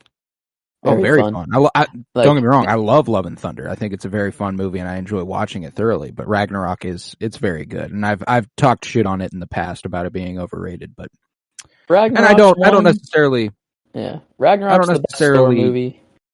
Disagree with the idea that it might be overrated. I think it might be a tad overrated. I But It's the thing about the Thor movies in general, though. It's like they just haven't really done that character the best. It's like all of them are kind of weird. They're all a little different. They're all trying something new to see if it sticks with the character. And it's like, it's just a weird, like, you don't get that with Iron Man. Tony is Tony from Iron Man 1. Pretty singular in tone. But Thor is like, starts off as the Norse person, very literal, which makes sense. I think the first Thor movie, he should act like that. Because he's makes sense, God. yeah. He's not been to Earth. And that's the thing. I think people give the evolution of that character a little too much shit. Like, I think this Thor becoming more familiar with Midgard as he knows it and becoming more human would become more like the Thor we know him as now. You know, like, I just think it makes a lot of, I think the direction they've taken that story makes sense. I don't think, whenever people are like, we need to take it back to his Norse roots, like, okay, I'm not sure, I don't think that's necessary. I think having fun with that character is the best route to go. But now that we're at the last pick, I can kind of tell you everyone on my mind. That's true. Yeah, I can kind of tell you anything and everything about where I'm thinking, and I still got a lot of options. We could have made this a very long draft. I know. I could keep going. I could very much so keep going. Because I got a few. Morbius. We might be able to get a whole fucking Marvel one if we wanted to. Just a Marvel draft. Basically what mine is. Just you have the DC hero and villain slots, and then the rest of it is Marvel, isn't it? Yeah, I think literally everyone, if they're not in the DC category, they are Marvel. Yeah, that's true. Every single person. Yeah. And I'm not far off from me there. I've got Bruce Wayne Batman, Morpheus Sandman, Harley Quinn, and John Constantine. I've got 4 outside of that, which isn't a lot, certainly not quite half, That's the thing. You took 4 of the DC, you took 8. Like, your DC heroes and villains were the main people that I know in DC. Like, that's it. Yeah. Yeah. I did good in the DC side of things. Definitely I certainly did. Okay, but Cyclops, very top of mind. I like me some Scott Summers, Jean Grey, like a lot of the X-Men, Rogue, Colossus, got a lot of them coming to mind. But I don't know if I want to go X-Men again. I don't know if I want to go Storm and Cyclops back to back to finish the round. You know what I'm saying? Blade, very tempting. I like Blade. I like Blade a lot. I'm not gonna cap with you. I am tempted to go Hawkeye. Because there is a version of Hawkeye I really enjoy in the comics. The Matt Fraction run is fantastic, and that version of the character rocks. Kate Bishop, I wouldn't complain about either. Thinking about, we only have one of the Fantastic Four here. What if I did go the Thing? I like the Thing. He's a good looking character, and the other 2 on my list after that are Supergirl. If you wanted to get another DC character, and Ghost Rider. Okay. I'm going to be honest, none of really any of those people were my last pick thoughts. I didn't think so. I felt pretty good about just airing that out because I'm not sure. I just wanted to give them all honorable mentions. They are the next ones here. Shit, I could even go fucking Watchmen with it and go Dr. Manhattan if I wanted. Which an awesome wild card pick. It would be a perfect wild card. I feel like that's what the wild card is. That's now you got me thinking. Yeah, no, I think that is the route I'm going to go. I think I'm going to go way out of left field. Very fun pick. Just the last pick overall in the draft. I'm going to go Dr. Manhattan. Wait, important. When it comes to our inevitable tournament that comes of this, we are not basing it off power level, correct? No. Okay. It is. Because if we were, Dr. Manhattan would literally kill every single person. Yeah. I guess maybe Kang could could literally no one. Dr. Manhattan is designed to be the most powerful person that's ever existed. That's true. He's literally omnipotent and he can do anything. He can point at you and you will explode. That's true. Yeah. Fair enough. So with your last pick in the draft, you picked the most canonically powerful thing probably ever that we know of. Yeah, I mean, I really love the Watchmen comic. That's another one I can't wait to get to for our comic book movie project, because that's gonna be awesome. you will get to read Watchmen for the first time. It's an incredible story. It's a really, really well written book and a really well drawn book, and that's what I'm going with. I'm not going with the movie version by Zack Snyder. I am going with the comic run by Alan Moore and Dave Gibbons, and the way Dave Gibbons draws him, like when he's in his solitude on Mars, like it's so fucking good looking. The personal problem that Dr. Manhattan faces, where he's grown so far beyond humanity and he doesn't care about it anymore, but he knows he should, but he just doesn't. And like, I don't know. It's 1986. It's an old book. Okay. But yeah, I remember reading it, starting it. I only got like the first 2 chapters, I think, was it, of that one. And then we were like, okay, now, or like, I think, I don't know what stopped me. Maybe I didn't continue it, but the 2 chapters that I read, I was like, oh my God, this is like, the art was so good. Like everything was so good. It's so good looking. So and that's really what stands out about that book, is the art is fucking fantastic. And the writing is very solid. Alan Moore is an incredible comic book writer. That was one thing that I am a little like, I wish I might have gotten them, is Swamp Thing. I like Swamp Thing a lot because of Alan Moore's run on Swamp Thing. Question. This is our last pick, right? This is the last pick, and then we can do some trades, whatever. Could we make a trade with no one and just trade a character that has not been taken? I feel like that's fair, because like, we should set a limit. Okay, you should be able to do it. You can't just be like, I don't think that'll happen. I don't think no. Do that, I would say, I say you get 3 opportunities to drop and replace. Okay.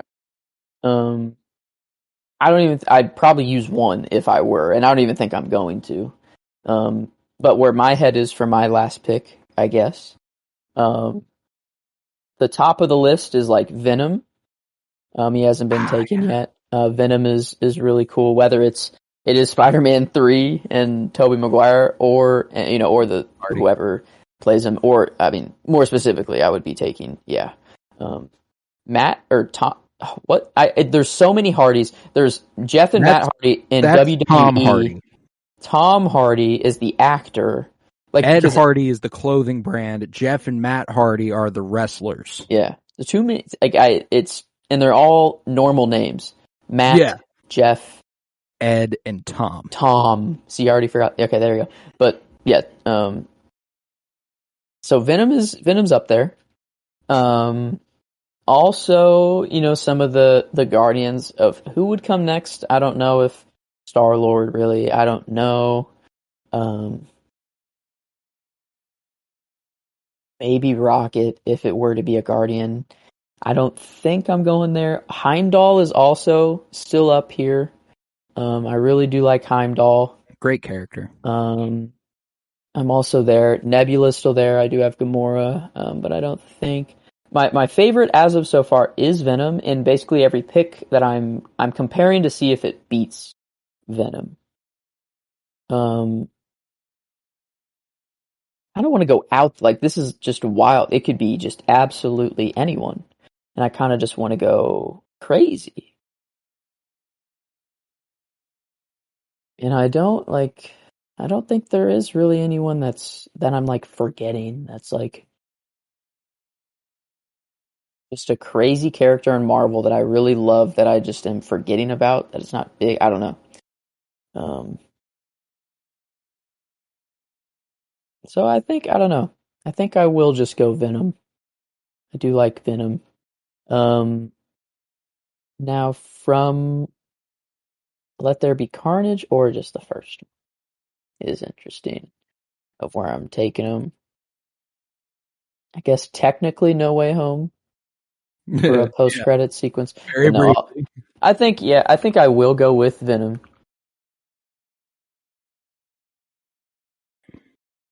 Venom and Dr. Manhattan's a hell of a way to end the draft.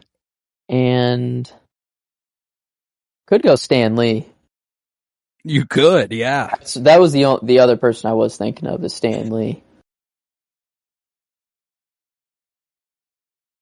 Stan Lee's omnipresent. We would be having the parallel there between Dr. Manhattan and Stan Lee. I actually like that more. I want Stan Lee at the center of my graphic. Like the whole team, he is the centerpiece. Even though he's the last pick, as a wild card. Well, if your Marvel heavy team is going to have to be, it's going to have to be the centerpiece of Stan Lee. Or I guess maybe like bottom center, and then Spidey's like the main center, or whatever. Mm-hmm. But like he is at least prominent, even though he is 100. Like, he will. Yeah, he is the creator. Where am I taking him from? Excelsior. Okay, what's my favorite Stan Lee cameo? Yeah. Is it him getting absolutely wasted? Thor like, oh, this is not made for mortal men. He's like, oh, we stormed the beach as a norm, or like he said some like veteran line. He's like, give it here, and then you just Excelsior. That's pretty good. I love the make love not peace. Just in is that Endgame that he's in whenever he's driving? He's like make love not war or make peace or something. I love the Captain Marvel one just because it was the first one that came out after he died. And her smiling at him, like changing it to go back and filming it. That was nice. Okay. Spider-Man Into the Spider-Verse. It always fits. That's like honestly the eventually. Best. But if I pick him there, that's animated Stan Lee. I want that man in human form. I want his human form. You go with the FedEx delivery. Delivery for Tony Stank. I guess the picture of him, I feel it'd be best just to actually just a normal. It will not. I will not pick whatever cameo. I will just take a picture of Stan Lee. I'm thinking I'm doing the Age of Ultron. I think that's my favorite. Excelsior, him getting drunk, drinking. I think it's my favorite one. That's where I'll pick him from. But I don't want my picture of Stan Lee to be drunk Army veteran Stan Lee. Like that. That's I'll pick a classic Stan Lee photo of him just smiling at the camera, center stage. Like, yeah, it'll. I wasn't gonna take it from any cameo. Okay, cool. Excelsior. How do you Excelsior? What does that even? Excelsior. What does that even really mean? Like just splendid or to the moon? Okay, so like fantastic, just like okay, yeah. It's an exclamation of some sort. Just superior quality. Is the top okay, that makes sense. I like that. Excelsior. Yeah. There's the draft, I guess. Wow. Yeah, there you have Unless there are any trades that need to happen. Now that we have everyone, or I guess before trades, do you want to drop anyone and slot in someone? I don't think I actually will drop anyone. No, yeah, like I don't think I will either. My picks, there's a reason I picked who I picked, if someone had occurred to me earlier, I think it would have gone differently. Ooh. If I were to drop anyone,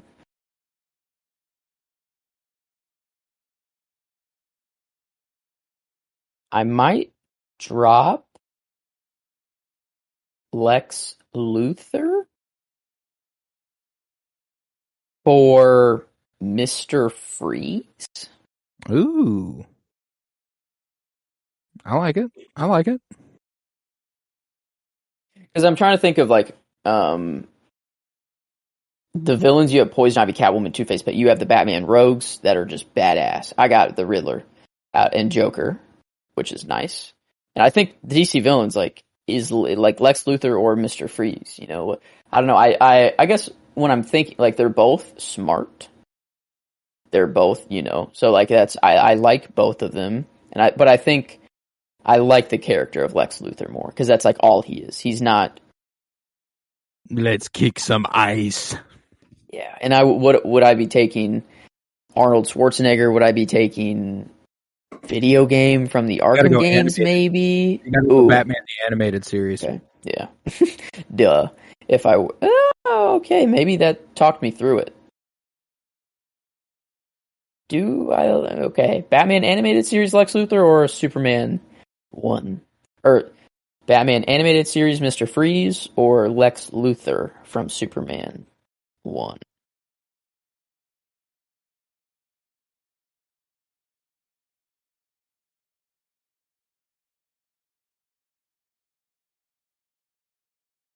I think I will actually make that trade or drop and pick, I guess, whatever you want to call it. All right. Unless you wanted Mr. Freeze, because you would be going first here. No, I don't. See, my problem with now that if you're dropping Lex Luthor, I would consider you would want Lex Luthor. I would consider picking him up, but I think. Like, Lex is there Luthor, I only know him from Superman, but Mr. Freeze has been with me through childhood, through video games, through those. Let me ask: is there anybody on my team you would want in exchange for Lex Luthor? Oh, like Lex Luthor for Harvey Dent, straight up. I don't know if he, I would do that straight up. Harvey Dent for Lex Luthor. All right. How about? I would even do the Penguin for Lex Luthor straight up. Either either Harvey Dent straight up or the Penguin straight up. I would accept the Penguin for Lex Luthor. Okay, yeah, I'm down with that because I would take the Penguin. Is it okay? This is tough. Is it the Batman or is it Gotham? Because Gotham Penguin is Gotham is good. Is really good. But I really love Tom Hardy. Tom, right? I mean, Tom Hardy has nothing to do with this character. Wait. Colin Farrell? Okay, that's right. It wasn't Tom Hardy that got makeup up. See? Actors. Hollywood, I am... The only people I know for, sure are the A-list. DiCaprio, Morgan Freeman. Those are the people that I instantly... sometimes when someone says Tom Hardy, I have to, really sit and think for a second of, right. Okay, who's the face? What is he in? What do I know him as? Wow. It's tough. Penguin either from Gotham or Batman, because, he was so awesome in the Batman. But, Gotham, it's he literally waddles. Literally waddles like a penguin. He walks all... And he's so much more to his story. But the visual of that, the New Jersey Penguin, is just so much cooler. And who do I have from Batman, actually? I have the Riddler. I have the Joker, but that won't be from that Batman. I think, yeah, I'll keep him there. I'll keep him from the Batman, actually. All right, so Lex Luthor for Oswald Cobblepot straight up. Lex Luthor is interesting because Gene Hackman, I feel remiss not doing Gene Hackman's Lex Luthor. I actually really like Lex Luthor in Smallville, the TV show, with played by Michael Rosenbaum. It's pretty great version of that character. Let's see. Lex Luthor animated series. Let's check out the animated series Lex Luthor. See if I do like the animated series Lex Luthor. But I don't think I can confidently tell you I like that Lex Luthor as much as I like Gene Hackman's Lex Luthor. I think I'm going to have to stick with you there. I know, he's pretty funny. Hair or no hair? I'm going hair. Fair enough. So from Superman, and I'll stick with the Batman for mine. Okay. I guess started as a drop and now ended up being a trade. That's interesting. Yeah. I'm also thinking we're at the end of the draft, and if we're keeping it a buck like we did with the Star Wars draft, we're okay with trades taking us over the limit of certain categories. Mm-hmm. Who would you... You want T'Challa, huh? Is that who you're trying to get? No? I wasn't even thinking T'Challa. I think I've kind of resigned myself. I think I would have to give up too many big pieces. I'm okay with you having T'Challa. That's all right with me. I want the Flash, though. I want the Flash. Would you take Deadpool for the Flash, straight up?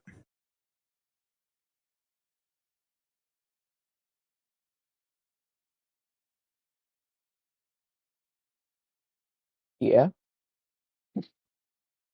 I care.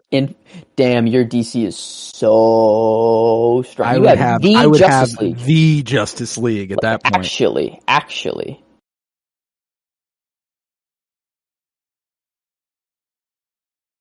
Honestly, at this point, I am banking on my Marvel. I'm not banking on my DC to do anything for me. I feel like I just have some cool DC characters that I just like and mine. Like I just have, I don't know, Flash. I don't give a shit about whatsoever. Like I just don't. I think. Do you have a counter trade, or are you just accepting? I think I just accept because like I don't care. Like I'm actually getting someone who I do like. So yeah, I think I'll just straight up take it. All right, cool. I'll take Barry Allen Flash, and I'm going to again do the Justice League animated series version of that character. I love the animated Flash. It was the first Flash that I fell in love with. I loved that version of the character. Cool for the Flash and accepted. Okay, any other trades? Let's see. Anybody on your team who I'm like, yeah, gimme.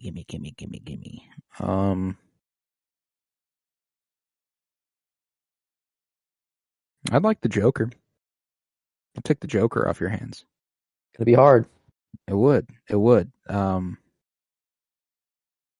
But what if I was willing to offer you the likes of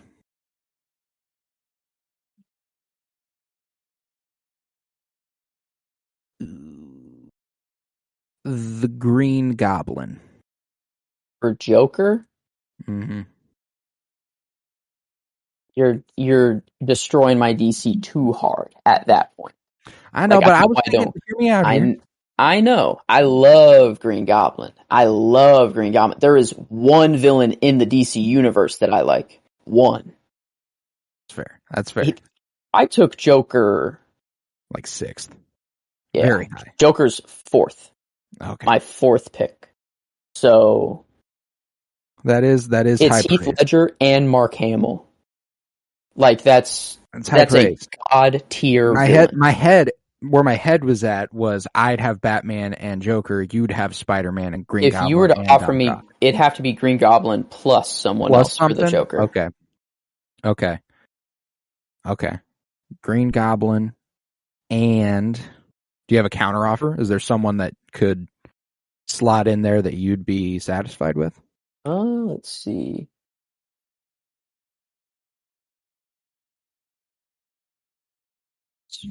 I only care about you. So Green Goblin.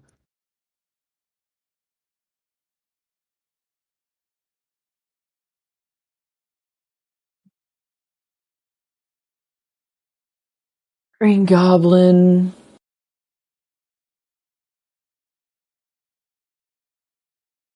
Honestly, maybe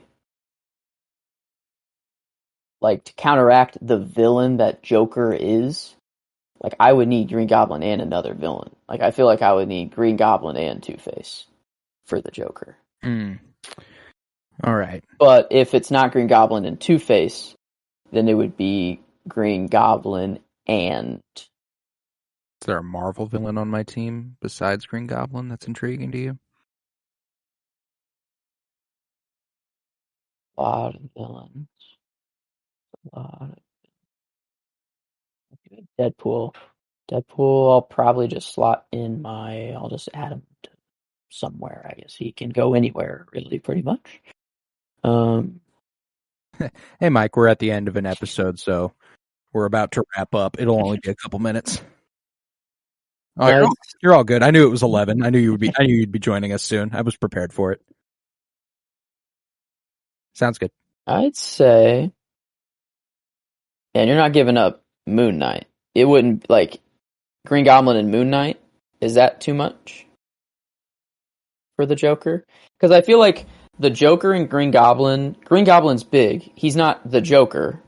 No, but like he's closer to the Joker than Moon Knight is to the Joker. No, for sure. So I'd say it'd have to be either Green Goblin and Harvey Dent or Green Goblin and Moon Knight for the Joker. I'd say if it's not that and you don't accept Moon Knight and Green Goblin, there'd have to be like the Joker and someone else for me, and then it'd have to like something else would have to happen there, I'd say. Gotcha. But the only 1-for-2 trade, those are the only 1-for-2 trades that I'll go for the Joker. Gotcha. All right. Well, I don't know then. I don't think it's going to happen. I like the Joker. I think you'll hold on to the Joker then. And I don't think I have any other trade offers to put on the table for you. Okay. So this is it. Let's see. I really like who I have. I really do. And I'm trying to just think if there's any one of yours that I really would like to have. I really would like to have Green Goblin, though.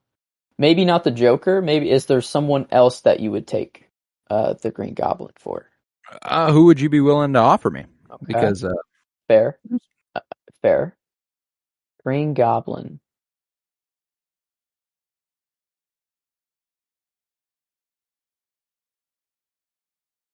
Another green person? You want Gamora? I'm kidding. That's like just funny. The only reason I was thinking that. Green Goblin for Shang-Chi straight up.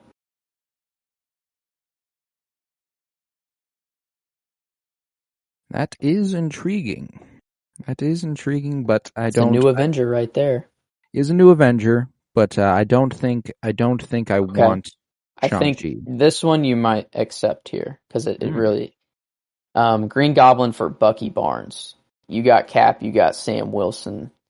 That is intriguing. Bucky's huge, and I can't believe he went that low. I guess Green Goblin is, I don't know, maybe that isn't fair. I was thinking of it just like it would strengthen your team. I think like having all three of those guys is really awesome, but I don't know if Bucky is to the level of Green Goblin is now that I'm thinking about it. You asked me before literally last night. That's why I am trying hard for him. I might have accepted it, but I'm right now I'm fresh off of a watch of Spider-Man, so I'm like he elevated so much even hard. last hard. So okay, that's fair. So there's okay. I like your that. villains stuff. Your Marvel villain stuff is fucking absurd. Killmonger, Thanos, Ultron, Loki. I have basically every big like MCU antagonists. You have the Scarlet Witch, Thanos, Ultron, Doc Ock is a Marvel antagonist, so that works. That's Eric basically Killmonger, my Justice Loki, League. Yeah, that's like Loki, where the counterbalance. And Agatha. Yeah, that's where that's where my DC is being countered right now, which I really like. But I think I'm actually comfortable where I am. I think that's the thing is that I'd be making a trade just to for the trade. If it's not for Green Goblin, that's like kind of the only person. I want Superman. I want Green Goblin. I want Miles Morales. That's probably about it. So if there's nothing there, then I'd say that might be it. Yeah, I think that's it. I think it's it. Okay. So and a couple of trades then. So the Flash, you went with the animated series, right? And I stuck them in super powered. Is it just Is it the Justice League show? Justice League, what's the name of the show? Is it Justice League? So just straight up, okay. So and then Deadpool. Did you take him? Where did you take him for his nomination? He was my superpowered. Well, the movie that you nominated him for. Oh, Deadpool 2. It was 2? Okay. I mean, it's definitely the better Deadpool. I don't see any reason to change that. So I'll keep him Deadpool 2. But you did change the Flash from Zack Snyder's Justice League to the animated, so we'll put that. Okay. Are you gonna drop anyone, or you think you're... That's what I'm tempted to do, but I don't know where. I don't know who I would drop for him. I'm thinking about the Martian Manhunter. Another Justice League member would just really just... I'm thinking about the graphic and just having the Justice League lined up at the fucking top, and it could be very strong. It's already strong, though, which is why I'm like, do I weaken something else in order to strengthen that? I think you're set on the DC side. I think I am being too. Honest. I think I am too. You have nothing to worry about when it comes to that part of your team. I think so too. Yeah, I think I'm good. I don't think there's anything I want to drop. Okay. Then I think I'll just slot Deadpool in for me in the Marvel Hero just to put him in, and then there's my trades team. were really satisfying for me because it fills out every slot as it stands. That's what happened to me last time. I think I was exactly how we set it out, which I didn't even try to, but it just worked out that way. But this time, I guess I have one more Marvel hero for one less DC hero, and that's the only change. All right. So, okay. It's set. The bracket shall be made now randomized with these people is the thing. These are the people. Well, what's cool, too, is with 66 characters, we can have 2 play-in games, and the winner of each can join the bracket, and it becomes a 64. Oh. Yes. Yeah. So, how do we decide who the... Is it just random again? Yeah, okay, probably. Yeah, I guess. Probably. We'll decide on our own. But whoever 63 through 66 is, whenever we randomize it. Oh, okay. So not like the actual picks. So it wouldn't be like Dr. Manhattan and Stanley and Odin and Storm. It would we'll randomize the seeds, and then whoever's randomized left will be our choices. But I do believe that concludes the overall draft. Let's go over it real quick. My team shook out to be, in the Marvel Hero section, Black Widow, Steve Rogers, Captain America, Moon Knight, and Storm. I got Doctor Strange, Thor, Shang-Chi, Gamora, and Deadpool. That's a fucking fun slate of characters right there. It's all different, way different types of people. Way different. My Marvel villains consist of Magneto, Green Goblin, Namor, and Kingpin. And I got Wanda, the Scarlet Witch, Thanos, Ultron, and Dr. Otto Octavius. My DC heroes consist of Superman, Wonder Woman, Green Arrow, and Aquaman. All right, here I go. My DC heroes consist of Dr. Fate, Alfred Pennyworth, and Dick Grayson Robin. I have the side characters of the DC universe. Fantastic. But you have the literal Justice League. That's okay. That's okay. My DC villain category, I have Poison Ivy, Catwoman, Two-Face, and the late in the game acquisition of Lex Luthor. I got the Joker, Peacemaker, the Penguin, and the Riddler. That's a fun slate of villains. My solo movies are Batman, Wolverine, and Miles Morales Spider-Man. And I got Peter Parker, Spider-Man, T'Challa, and Iron Man. Tony Stark. Oh, no! I might need to drop someone. Why? I might need to drop someone. Who do I not care about? Oh, God. I really wanted Ironheart. I wanted Riri Williams. She's like the next Iron Man. I think she's going to be one of my favorite characters in the MCU leading forward. I really want Riri Williams. And I I know it's so shitty to do so, but I might drop Stan Lee to do it because like it's just an actual character. Stan Lee was mainly just it was the last pick and it was like going up against Dr. Manhattan. That's like kind of why I did Stan Lee. But Riri Williams is actually a character that yeah. I was thinking about the tournament of it all and how Stan Lee would complicate things. He would, yeah. Hard to say Stan Lee doesn't beat a lot of these guys or does. How do you even have that conversation? Yeah. So exactly. yeah. Fucking great choice though. Ironheart. Yeah, I forgot about her, man. She was on my list at the beginning and then she just kept slipping. So I guess I'll just basically say if my pick was Riri Williams as Stan Lee, like I won't even like put it as like a drop or whatever. I think it's not even really fair for me. It is your last pick. You can change it. That's okay. Yeah. Stan Lee shouldn't have even been allowed. So, but in the solo show category, I have Daredevil, She-Hulk, and the Sandman. I got Vision, Frank Castle, and Bucky Barnes. Fuck yeah. In the Super Genius category, I have Reed Richards, Mr. Fantastic, and Hank McCoy, the Beast. And I got Bruce Banner, the Hulk, and Charles Xavier, Professor X. In the super powered section, I now have acquired Barry Allen, the Flash, and Carol Danvers, Captain Marvel, both via trade. And I got Uatu, the Watcher, and Odin.